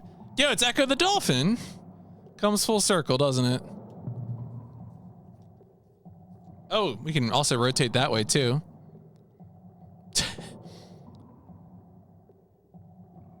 I guess we could find out if the whale's in here. Oh, we got a ray. Metal Gear Ray. A weapon to surpass Metal Gear. This is how manta rays swim.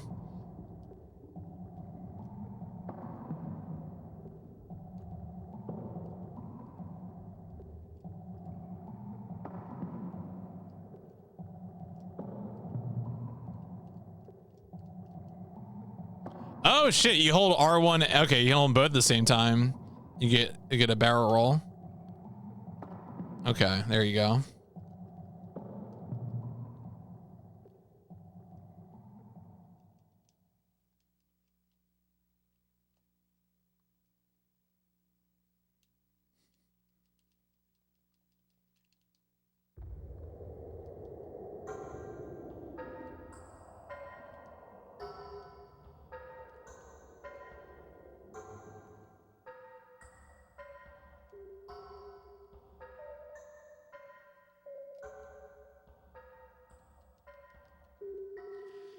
What else we got here? There's lots of fish in this game, as it turns out. Lots of eels. Lots of, I don't think we saw that guy.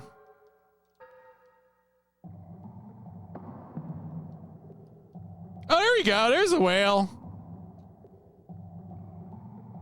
It's a whale, actually. All right, folks, I think it is time. It's time to wrap this one up. We'll leave that audio playing in the background. We'll go back over to the Discovery Zone.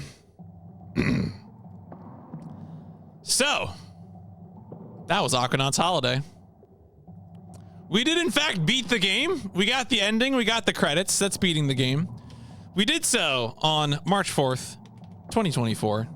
Our completion time was 6:06:59. Is it better or worse than? Oh, that's. I think I kind of maybe have to give it to Echo the Dolphin because like. I don't know, like this game is charming, but there really isn't much to it. Like I don't know. Echo has things happening. Like there are things in Echo, and the reef building doesn't really have anything going on. Yeah, it's not terrible. But it feels like a really high too. Like I can't even say it has like a particular aesthetic. I want to like this game a lot, but I just don't think there's much here. I've had fun with this game, but I don't know if I would be like, oh yeah, you need to play Aquanaut's Holiday, you know? Yeah, I just don't. And it's like a high too. It's just that there isn't much there, right? You're not going to get into the reef building. You might get into exploring the ocean and talking to fish, but even that only has so much depth. So, you know, it's fine. I don't regret playing it. Yeah, I could definitely see a later Aquanauts. I know you said the PS3 game doesn't look good, but like it could. No, I mean, alone, this would be, I would have walked away. Like alone, if I was just playing this for my own enjoyment, I would probably have not, I would have gone like an hour, maybe. So, let's check things. Are there sewers? No. Are there brains? No. Is this a part of the war on cars? No, right? Submarines are bad. Absolutely. I don't think we had any Aquanauts Holiday experts show up, right? Like there are like 38 followers of this game on Twitch, but I don't think we had anyone come in and be like, yes. I mean, I feel like SafeC was our closest to an Aquanauts Holiday. SafeC, if you're still here and want to declare yourself an expert, I will accept that, but I don't think we did. Played this but never beaten it. Okay. So we're gonna say no. And the title was not announced. Did I use old cards? I mean, I could have, right? That could be the yellow. All right, so let's record some of these takes. You know, did get credits. Played around with present mode, aka fish mode. Music is very sparse and hard to find in the game. Found a lot of landmarks, such as footprints, maze, columns, shipwreck, evil fish, spheres, crosshair rocks. Yeah, pH. You know, we'll get there. Don't worry. But there really isn't much to this game. Reef building was slow and constant. You know, you had the choice of 3 colors. Oh yeah, you're right. We did find the Wall of China. It's true. No, you're right. You're right.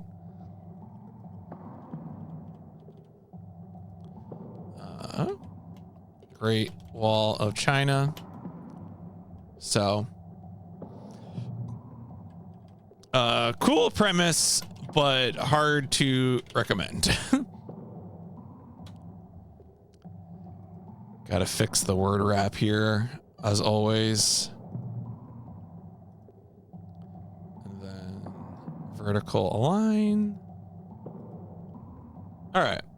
Yeah, you know, like, all right, so let's check. So that we definitely decide this is a simulation. No question about that. This was our first Artdink game. We will, of course, have more Artdink games. I think our next Artdink game might be Carnage Heart, I think. Let's check real quick. Oh, A-Train is next, of course. I forgot A-Train comes out before Carnage Heart. A-Train, PIP 57, and then Carnage Heart, PIP 69. Nice. Looking forward to both of those games very much. I expect great things out of both A-Train and Carnage Heart. A-Train, of course, is a train simulation game. Carnage Heart is a mech programming simulation game. Both of those should be very, very interesting. So we got that. This is part of a series, but much like Hebereke, it will be a long time off that we'd ever see it. There might be fan translations for this, but who knows? We'll see. And then genre, I guess I'll make a column for simulation. This is simulation for PS1 is going to be kind of a grab bag category. Obviously, A-Train will be in here. Things like theme park. I think there might be a Theme Hospital PAL exclusive PS1 release as well. LSD Dream Simulator will probably be a simulation game as well. There is a fan translation of that, so that is on PIP. So yeah, you know. All right. So for future PIP plans, the next game, of course, is PIP 19 Arc the Lad, where where I will be starting a strategy RPG. Is the Roller Coaster Tycoon on PS1? I want to say Theme Hospital. Let's just check.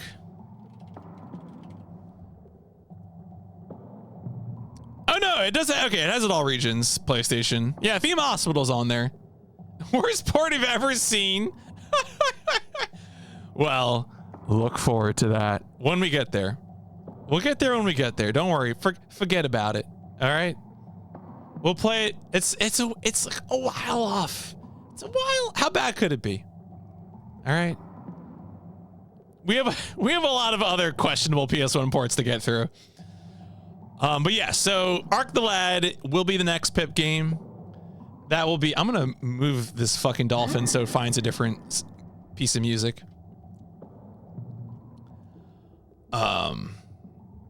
But let's see. Yeah, so I will mention my plan on stream is to finish Seven Samurai 20XX, which is a non-PIP playthrough. I'm going to be finishing that before I continue PIP. Seven Samurai 20XX is a pretty short game. I might finish it tomorrow night. We'll see. But the next full stream that I have to begin Arc the Lad, I will begin Arc the Lad. And Arc the Lad will continue until it's finished. Arc the Lad has a how long to beat main quest of like 11 hours. So it is a relatively short strategy RPG, but I am interested in doing some of the side content. Obviously, how much I like Arc the Lad will determine how much of that side content that I want to do. But you know, that plan will evolve as I play the game. But yeah, so Arc the Lad most likely will be the longest PIP game yet. To be followed by Kingsfield 2, which would also be the longest PIP game yet. So we will be on our next two PIP games, Arc the Lad and Kingsfield 2, for some time before we get back to doing these rapid fire, you know, one stream games. So yeah. That is the end of PIP 18, Aquanaut's Holiday.